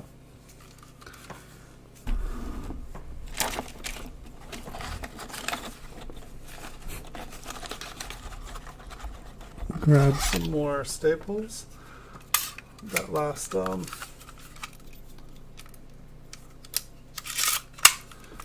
this is the stapler I have. It's just a one touch, and I know it's a little bit loud, but it's like when I was doing like 5,000 flips a day in the past, and it was like really awesome because you just put a little bit of pressure and it like completes the punch for you, and it you know, it fully crimps it so that like all the, you know, the staples are all like nice and flat, so that you're not like shredding the next flip that you do. This one kind of looks like a Woody. Hey, we hit something older. A little bit of wear on his face. Kind of looks like a nice coin though. Who knows? We haven't seen the back yet. It kind of looks like an improper metal alloy. The back looks a little bit smoother. It's not high grade, but it's a nice coin. Hey Edwin, welcome. I'm doing pretty good. I received your letter. I haven't got a chance to open it yet though, but I was gonna put it in a video here soon. So they use the UV ink as a security feature, so it will be harder to be hoaxed by criminals. That makes sense. And so it's, you know, something that you know, don't ordinarily see. It's kind of, I feel like tickets and stuff to like shows and stuff do the same thing. It's like a security feature. That makes sense. And so yes, I will have to open. Unless you want, I can open it right now. I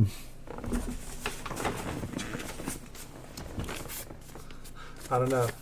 Whoops. Yeah. Hold on. Or I guess I was going to cover your address, and then I was like, oh wait, then it's my address. But let me know. I can open now. I got it in front. I went to the post office on Saturday, and I picked up everything. This one is super, super worn. It looks like it's probably been cleaned and smoothed. And look at that nice colors that the cleaning. Cool. I will check out your channel, Sam. Your name almost looks familiar. Are you on Instagram as well?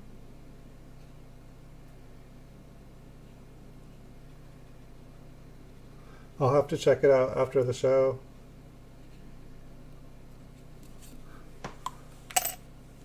I'm doing pretty good. Having a pretty good night. Yes, I did get your package. I was just holding it up a second ago. So this one looks like it's been pretty scratched. Nice brown coin. 1917S. A little bit of damage though. Like it looks like it was a nicer coin until it got damaged. So at least, yeah, it feels like here's another Woody. I like this though because I feel like I keep opening all these rolls, and I remembered this one has tape on it. That's too bad. I think that's tape. Yeah, you can see the tape. But it's like I was not finding any of the older coins. And so I was just like, where did everything go? So it's like, yeah, we got a Woody on one side. We got tape on the other side. I'm sure that there is probably a way to remove the tape.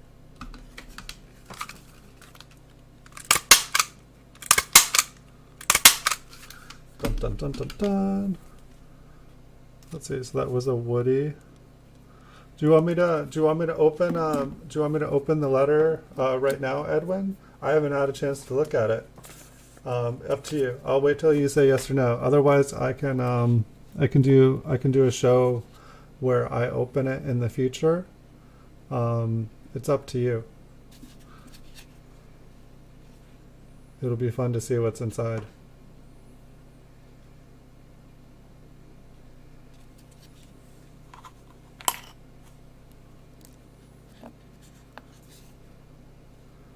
got a 1919p. It's like I used to, like, anytime there was older rolls on eBay, I would buy like all the solid date rolls whenever there was like collections. Like it's like I used to buy a lot of raw coins. But then it seemed like all of a sudden there was just more and more and more and more. And it seemed like the more eBay, like the longer eBay was around, the more organized and more stuff everything became. Like the more just everything started to like flow in a circle. And like, you know, when people knew that someone was buying something, all of a sudden more and more of that kind of appeared.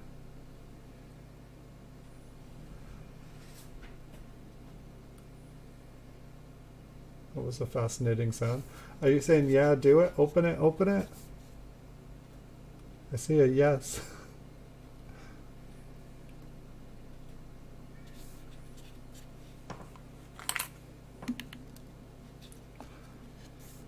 Right here we've got a Liberty.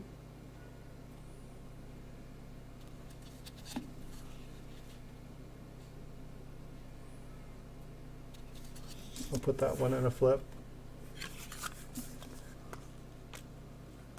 Definitely, it's like I'd say I probably have about 1,000 Liberty errors. It's like seeming like I probably have about 2,000 lamination errors.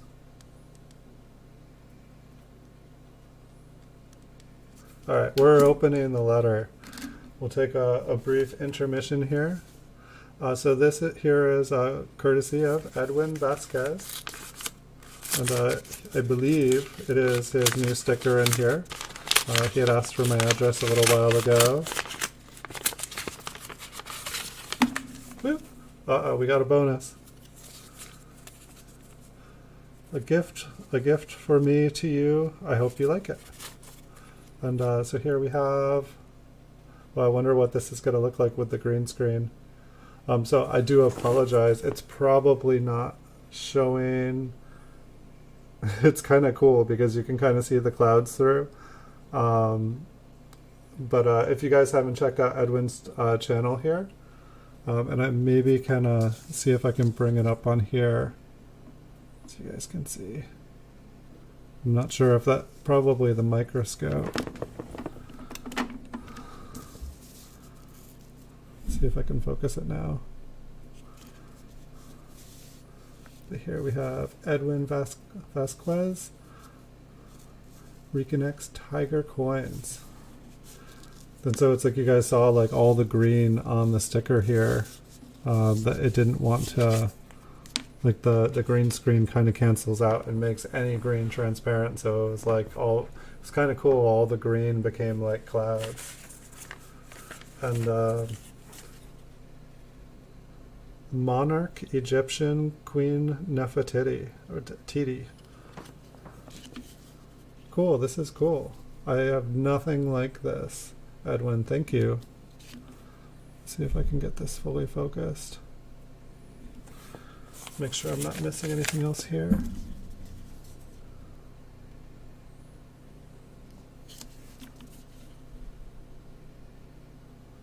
I'm almost wondering if without the light.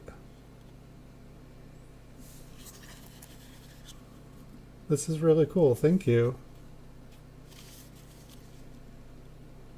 A 10th. Oh, is this made out of silver too? Even cooler.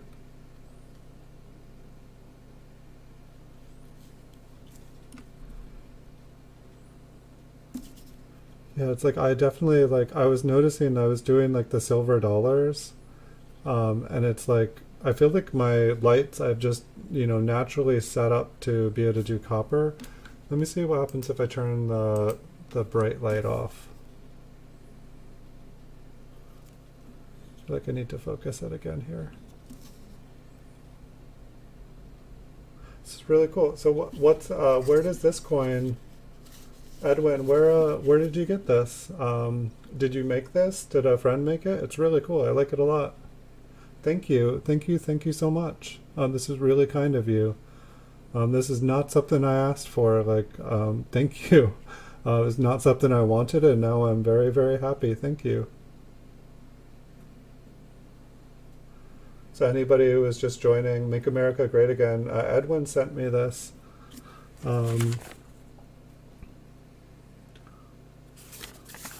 So you're in Pennsylvania?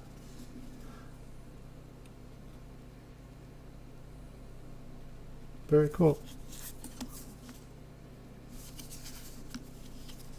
Yeah, I've never seen anyone, or I've never seen anything like this one. It's like a very cool design. Like, it just like it has like, it's just has like an old world design. It's very cool.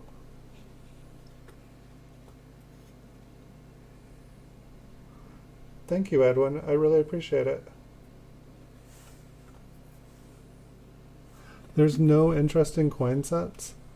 I hear that the early proof coins from the Philippines are like really hard to come by. That they're worth a small fortune. That like the earlier, I believe the earlier silver ones are really good to find. Yes, thank you again. Thank you. And I will definitely put I will try to make sure to put a link to your channel on this video afterwards, and give you credit and let people know where that coin came from. I believe that the chat shows up in my video on all my shows afterwards, but I'll definitely make sure to put a link in there. Thank you. That was super kind of you. Thank you. This one looks like it was just a little bit nicer looking coin. I feel like there was like just like a really nice air at the top, and then like these ones, you know, it's like I never know what's gonna be in these. This is another nicer looking coin. You know, it's like most of these have to be like MS65. You know, MS65, it's like kind of like breaking even when you get them to grade, you know, coins like this.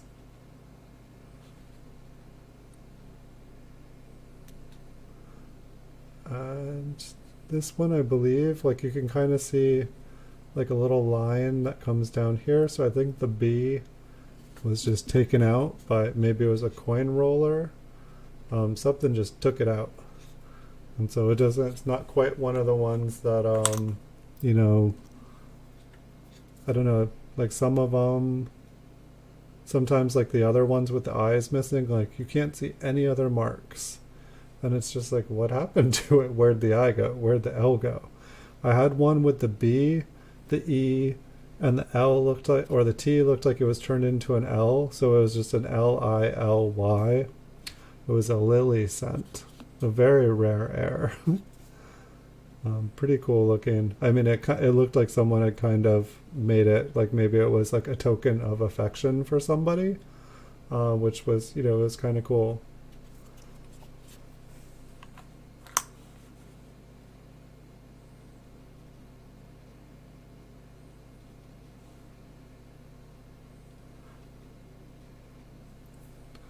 And so are there any like cool like air varieties, Sam?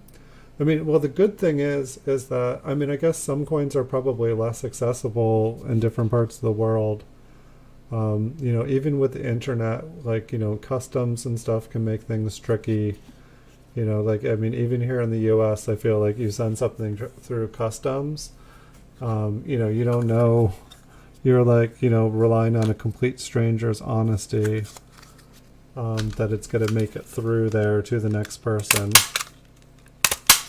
But I guess what I was going to say is, fortunately, there's a world of different kind of coins, so that it's like, if something does interest you, you know, you can pursue that.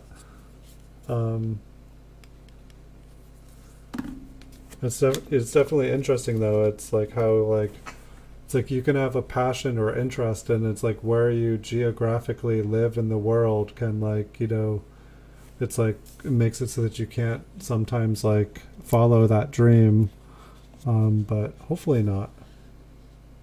I mean, here you are, courtesy of YouTube, you were able to follow, you know, the dream and check out different coins. Like, that was one of the things I found really fun when I first started exploring the world of YouTube coin videos and channels, is like like 1 second I was like checking out all these coins in the US, then I was in the UK, then I was in Australia learning, that like when people go through coins in Australia, it's called noodling. When you look through a bunch of common coins or look through currency trying to find like a rare one, it's called noodling. I would have never known what noodling was if someone said they're a noodler. Um, and so it's like I just found it like super entertaining being able to like go all over the world. And I found myself on like kind of all these networking channels where I was meeting different people from around the world, and we were just kind of exchanging videos and getting to know each other. And I was just like, getting to see all these different places in the world that I'll never get to see. And just getting to like exchange, share a little bit of myself with someone and like getting to learn a little bit about them. It's a lot of fun. It's been fun on YouTube because I finally feel like I found kind of my tribe of people that they have similar interests to me, which I've never found in person.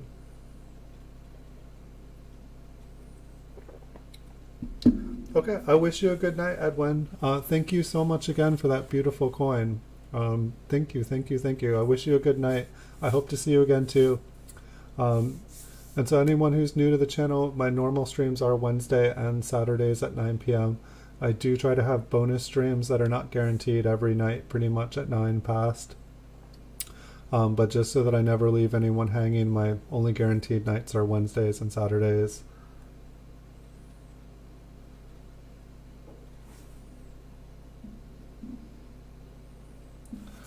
Hold on, let me give you guys a coin to look at, hopefully a better one.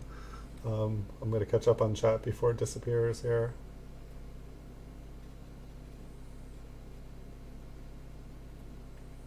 That sounds awesome. I wanted to make coins at one point. Like I actually went to school and worked with bronze like for the last couple of years. In college I worked, as going for fine art and be a sculptor. So it's like I have a lot of experience sculpting with bronze, and originally I wanted to do coins and make coins. It just sounded fun. I wanted to make my own.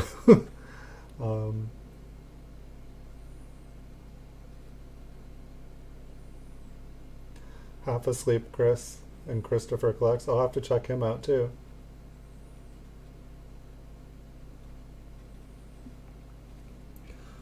So, it's like I want to say this is a lamination peel. It almost looks kind of scratchy in there. I've never seen somebody make a lamination peel before, but let's just see if when we get real up close, if it's all just fine lines. No, I don't think it is. I think that it was a lamination peel and then it got struck right onto it, because look how well, that the U and the S and the T are just struck down into that little crater, and then over to the right here we've got a bunch of cracked. For a second there I thought somebody made that.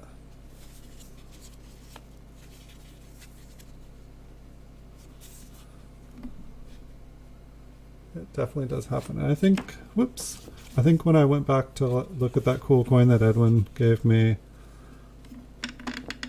I brought the microswapes. This coin is going everywhere. But we can be a little bit closer. Let's get a little closer, everybody. Alright, so I will flip this one up.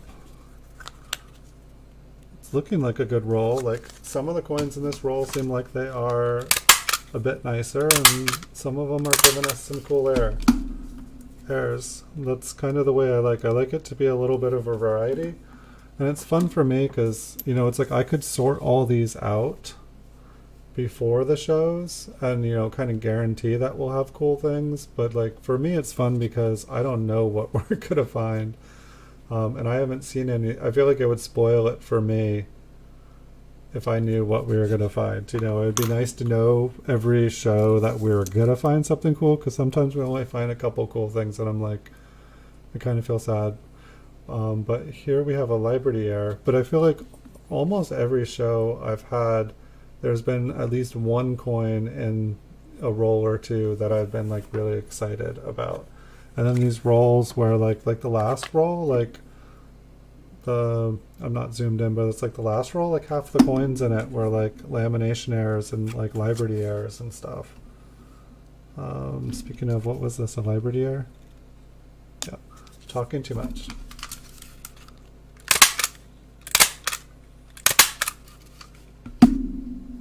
$44,000. That's a lot of people half asleep.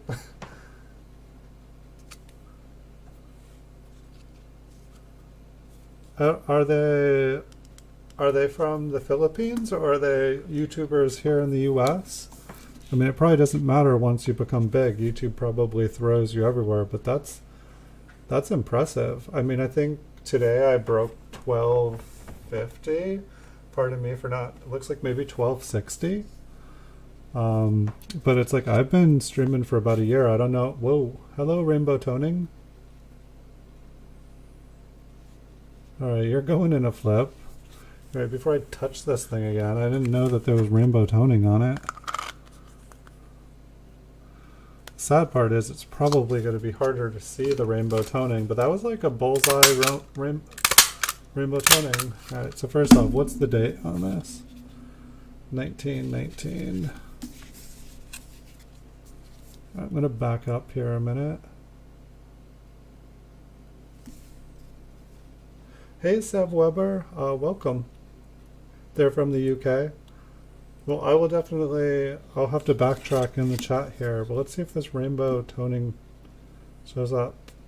Yeah, there it is. So yeah, I was not even expecting this one. This one looks like something that I would see on eBay from Great Toning. I mean, 1919p. Like, let's look at the front of this. Like, I don't think it's maybe AU. But the toning on this, like, I mean, I'm pretty sure that's natural, but it's got like a full rainbow ring all the way to the center. And hopefully it does not have my fingerprint in that thing now. But it's got like yellow, green, blue, purple, red, orange, yellow. Yeah, welcome back, Sev Weber. It's good to see you again. We just probably came upon one of the nicest tone coins I have ever found in my life. And I'm not sure, I think I might have just stuck my fingerprint on the reverse of it. It'll be forever connected with me. Let me turn off the light here and see if it shows up or what it looks like. Whoa. Only with... It's like that's my light. That's supposed to be a natural light source. But you know what the thing is? My camera pretty much will not show toning. Like, toning does not show up almost at all with this camera, with this microscope. It's almost like if I wanted to make a device that made toning disappear, it's this right here. Let me see something else. I just want to see, or that's the wrong side. I want to see if, I guess I would need a light. Yeah, it totally doesn't work. It totally messes with my green screen. But awesome.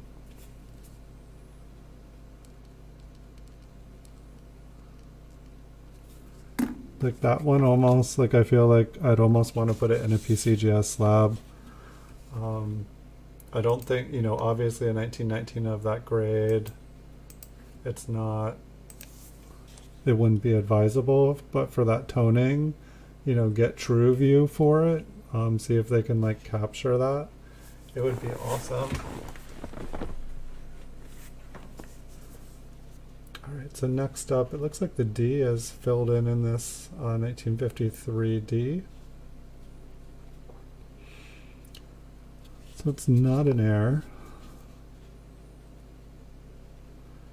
So I feel like we found, I think in the first roll, we found a couple really nice blue toned coins too. And they were right up back to back on each other.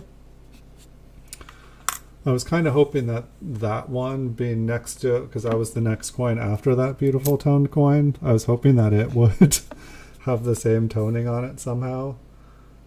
So let's see, this one looks like it's got a lamination error running across the bottom of it.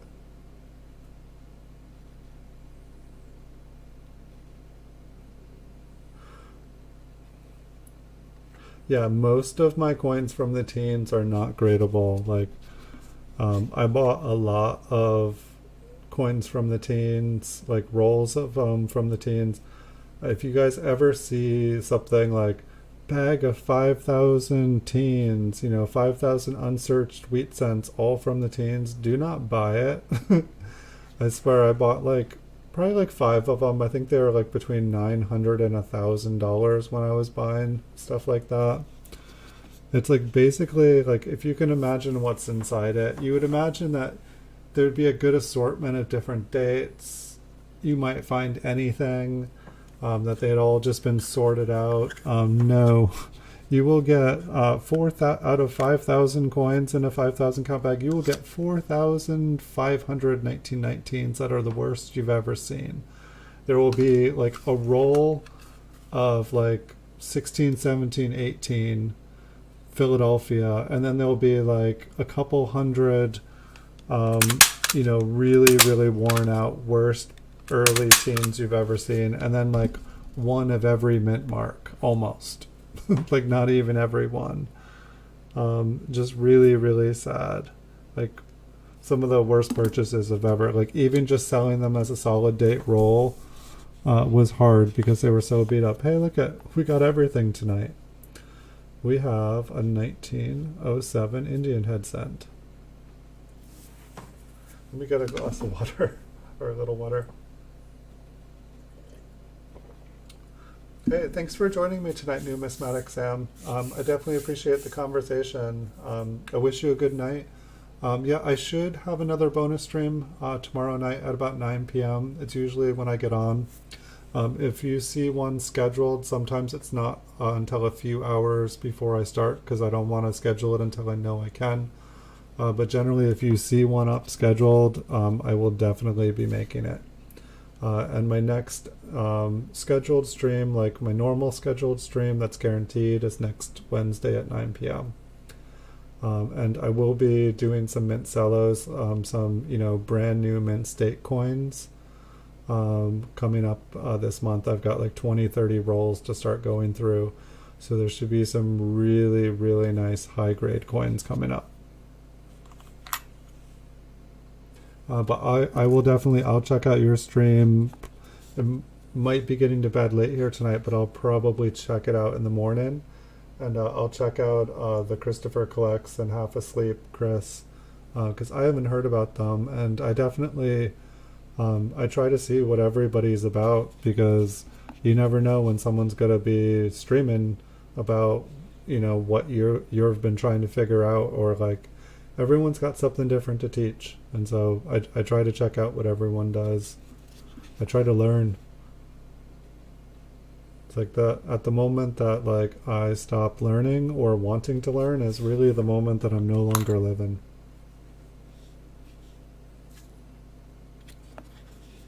So we'll keep going. This roll, I feel like I'm trying to remember if we've even ever found an Indian head cent in any of these rolls before. Because it's like I know that I found Indian head cents, and this would have been the common place for them to go, but just hadn't seen any.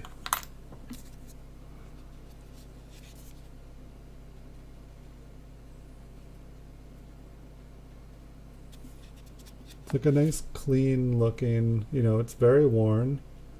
It's very circulated, but it's very clean, nice. Like, it's like when you go through a lot of circulated coins, like most of the super circulated ones are fairly damaged. And so it's like I was probably pulling these out simply because they were just very nice, clean examples without a lot of damage, without just something unsightly happening on it. Does maybe look like it's been cleaned up here a little bit. There is still some nice, the wheat ears still have some nice detail on them.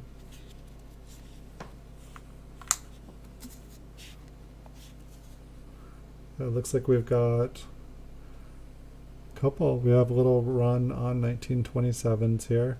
It's like I always forget that VDB is stamped, so nonchalantly there. It's like I guess it got placed there because the artist, placed his initials, so nonchalantly, just boom, featured right there. I mean, I think that's fine, but it's like I guess it just wasn't allowed. It was taboo, so they removed it and kind of put it there. All right. Well, we have broken our 1927p streak. I'm looking to see why. We've got a little bit of pink, a little bit of purplish here, but really this coin just looks like it's been cleaned a little bit, I think.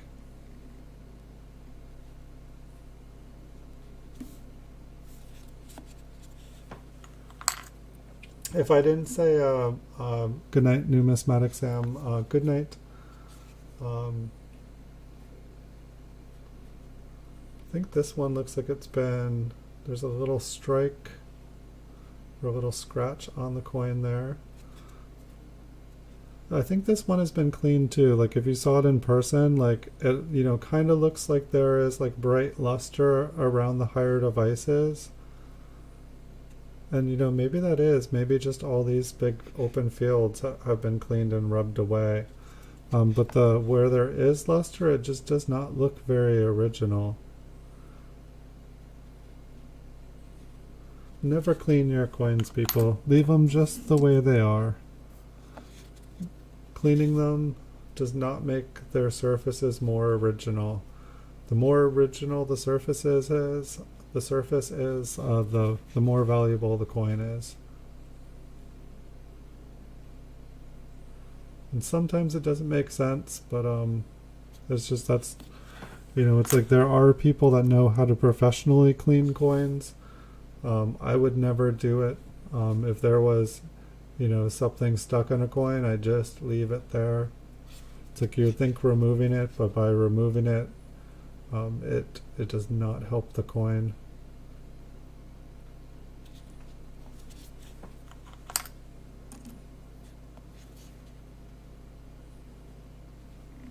I'm curious what we're going to find next here. It feels like this roll slowed down here a little bit. Maybe we just got some really, really good ones in the beginning. But it's like, these are basically in order of how I found them 15, 20 years ago. And so I was just, grabbing randomly into bags. And when I'd find something cool, generally, I would say 99 out of 100 coins would just I would make a little stack. I'd find a cool coin, I'd put it in a stack, and the stack would get bigger and bigger and bigger until it needed to be put in a roll.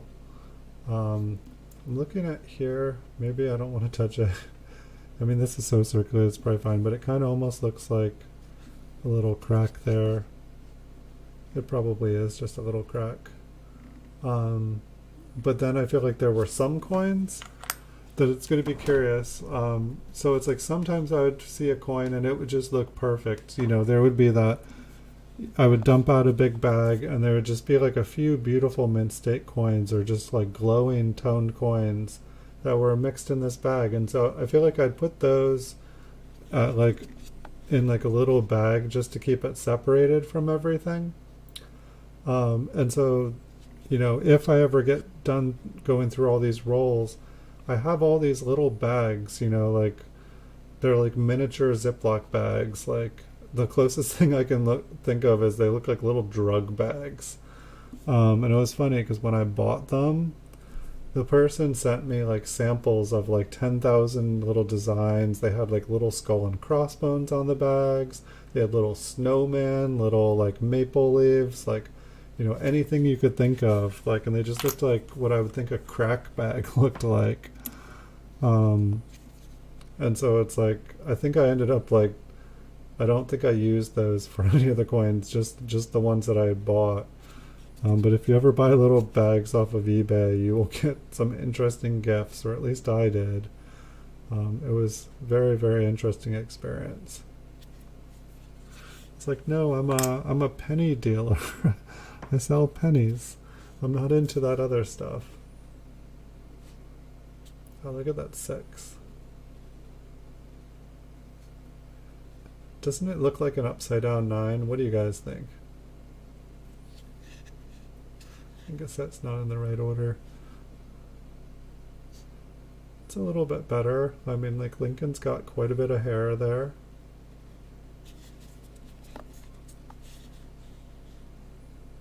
Fairly nice looking brown reverse.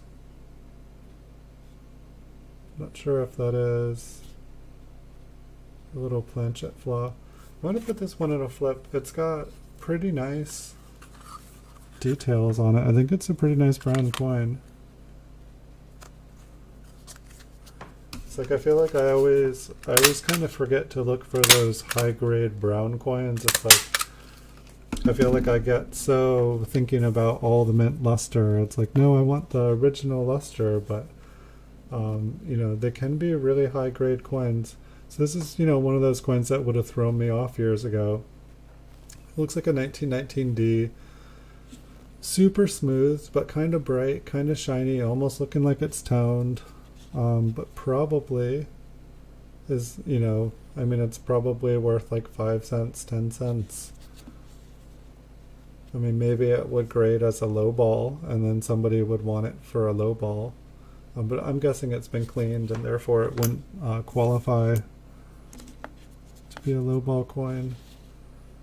1918S. Oh, pretty smooth.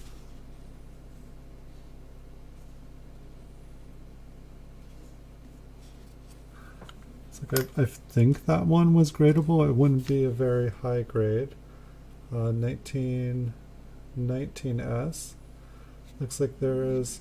It seems like 1919S is like really like a lot of improper metal alloys. Like I feel like half of the 1919S's that I see, they just have like the you know, the cool kind of streaky woody like grains on them. I really like it.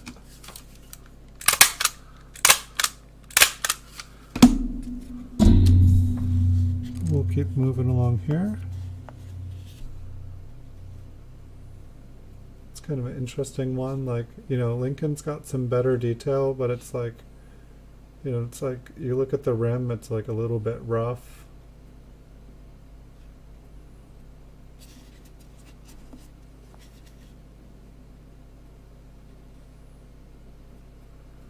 There's some green stuff on it. I mean, but there's still some pretty good detail on the wheat ears here.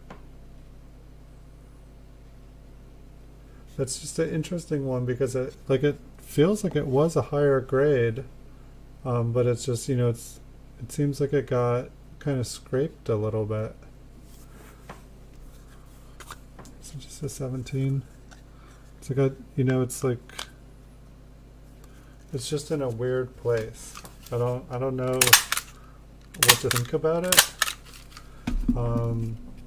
It's like I feel like if it was like slabbed in the future, you know, like it might have like a good like, you know, the details might be a nice detail grade, but it would, you know, it would definitely be like damaged. Some nice design or some nice details on the wheat ears. It's like I always wondered, like, it's like what were the odds that like one of the coins that I put away was like, you know, just a circulated proof coin from the teens, like whether I would have realized that a coin was proof. It's like when I see the proof, like I think they're like matte proofs. It's like they don't look like the other proof coins that I'm used to seeing. And it's like I don't know what a like kind of damaged circulated proof matte coin from the teens, like what it would be worth if it was really kind of damaged. I probably wouldn't have found a really nice one, that's for sure.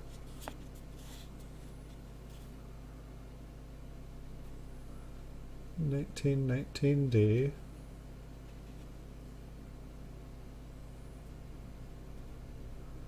It's like there almost feels like there's like multiple layers on here, or like a layer was removed. Like where the, yeah, it's like where the gray is, it almost seems like it is a layer lower than the lighter. Because where the gray is, you know, we lose the I and the B here, and then we lose the 9. I don't know if it's a process of being cleaned on this coin. Let's see what the back looks like.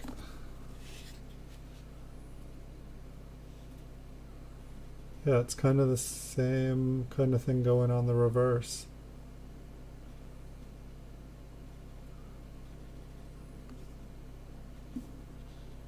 What's going on down there though?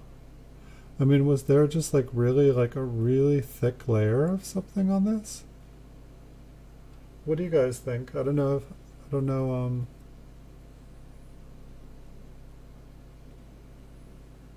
I mean, I don't, yeah, it's like the, I don't know, it's weird, like you can see like lines here, and then over on this side it's almost like there is something covering the entire thing, and then it's like almost like there's like paint.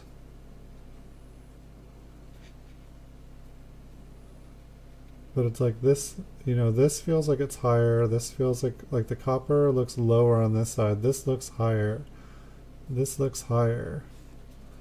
But then on the front, it's kind of the opposite, like the copper looks lower, or I'm sorry, the copper looks higher, this looks lower. I don't know.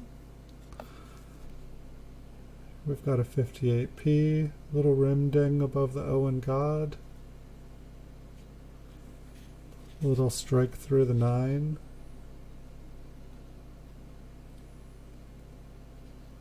A little die chip. So we've got a little error, a little die chip on the wheat ear here. You can see it here, just a little raised part there. I'll flip it, right chip on it. It's like sometimes die chips are cooler than other nights, or other times.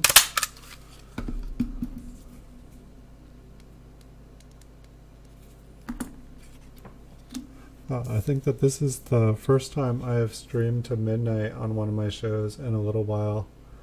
Normally, it seems like we go about an hour to 2. I just guess I had a little bit of, I don't know, I kept wanting to do another roll. I guess that's a good thing. When you do something that you love, this is what I do for fun. So I can't wait to get into the mint cello rolls. I just need to make sure I commit myself an hour or 2 before, so that I can do some research on whatever coin we're going to do. And I also need to finish unpacking everything and leave feedback. Let the people know their coins they sent me arrived safely. It's just the courteous thing to do on eBay. Let them know I'm happy with the purchase. It's like I know when I send off large orders to people, there's always this feeling like, are they happy? They haven't left feedback. Are they happy? Like, and it's like when you do finally get that feedback and know that they're thrilled, then you're like, okay, good. Because sometimes people aren't happy, and it's like, unless you know that they're not, unless you know they're, if you don't know they're unhappy, then you can't make them happy, and you can't make everybody happy, especially on eBay. That's for sure. But when you can, you can. Alright, we've got just a couple left, and then I think I'm going to call it a night here. We've got a 1910 with some kind of cool looking colors, but it's very smoothed. Not its original surfaces, I'm guessing. Probably whatever is on it is a result of something it was cleaned with. It does kind of have, when I look down on it, it's like mostly a greenish blue kind of bright color. It is kind of cool. But I don't think it's natural. What does it matter, right? Do I have like, oh, I thought I had little copper pieces on my fingers. I was like, that kind of looks cool. Except for where, it's like all the copper surfaces are on my fingers now.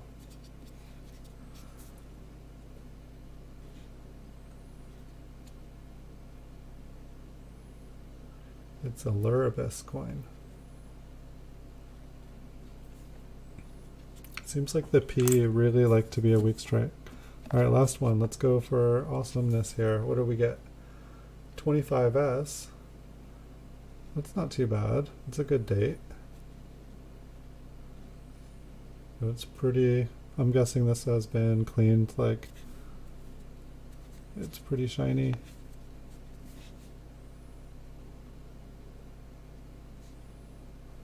Well, it's worn, but it's in a pretty decent... I guess there's a little mark thingy there. I'm not sure how that happened. It almost looks like it's like multiple ones, but kind of cool looking.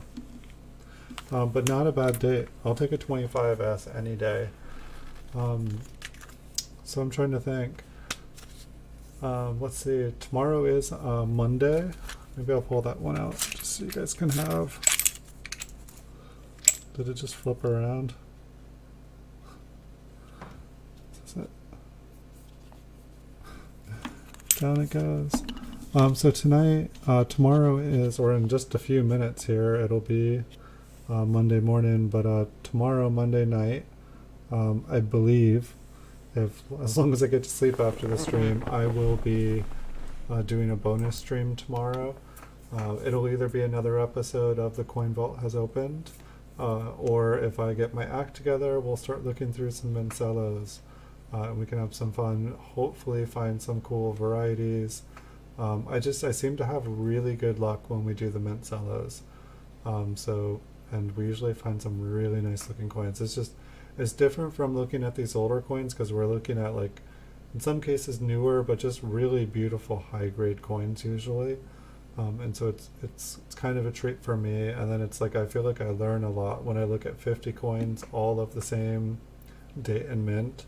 I kind of get a feeling I get to know all the differences because every date, or almost every date, they change something on the coin, whether it's the mint mark, or the numbers. They like use different styles for different numbers.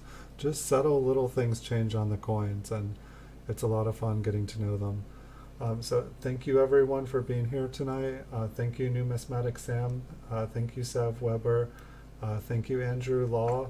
Thank you Make America Great Again. Thank you Coin Collecting with Tyler. Thank you Coin Collecting with Tyler. Thank you Logan's Coins, formerly known as Logan Detitri. Thank you Edwin Vasquez. Thank you. Hold on, I know that there was Miss. Hold on. I will find you. Miss Kingsley saw America. Thank you for being here tonight. And did I miss anybody? I just want to make sure I thank everyone. I really appreciate you guys. Dun, dun, dun, dun, dun, dun, dun. Thank you Far North Coins for being here tonight. Dun, dun, dun, dun, dun, dun, dun, dun. I should just write you guys all down. But yeah, it's been a lot of fun night. And thank you for all the people that I've just watched. You guys are always free to join in. But if you guys enjoy just listening in or lurking or stalking or whatever you guys enjoy, it is appreciated. Thank you. And so I hope to see you guys all tomorrow night. I'll have some more PCGS coins coming up tomorrow during the day. And so I've got some really, really nice coins coming in, some ones that I'm super excited about. So thanks everyone for watching. I will see you guys in the future.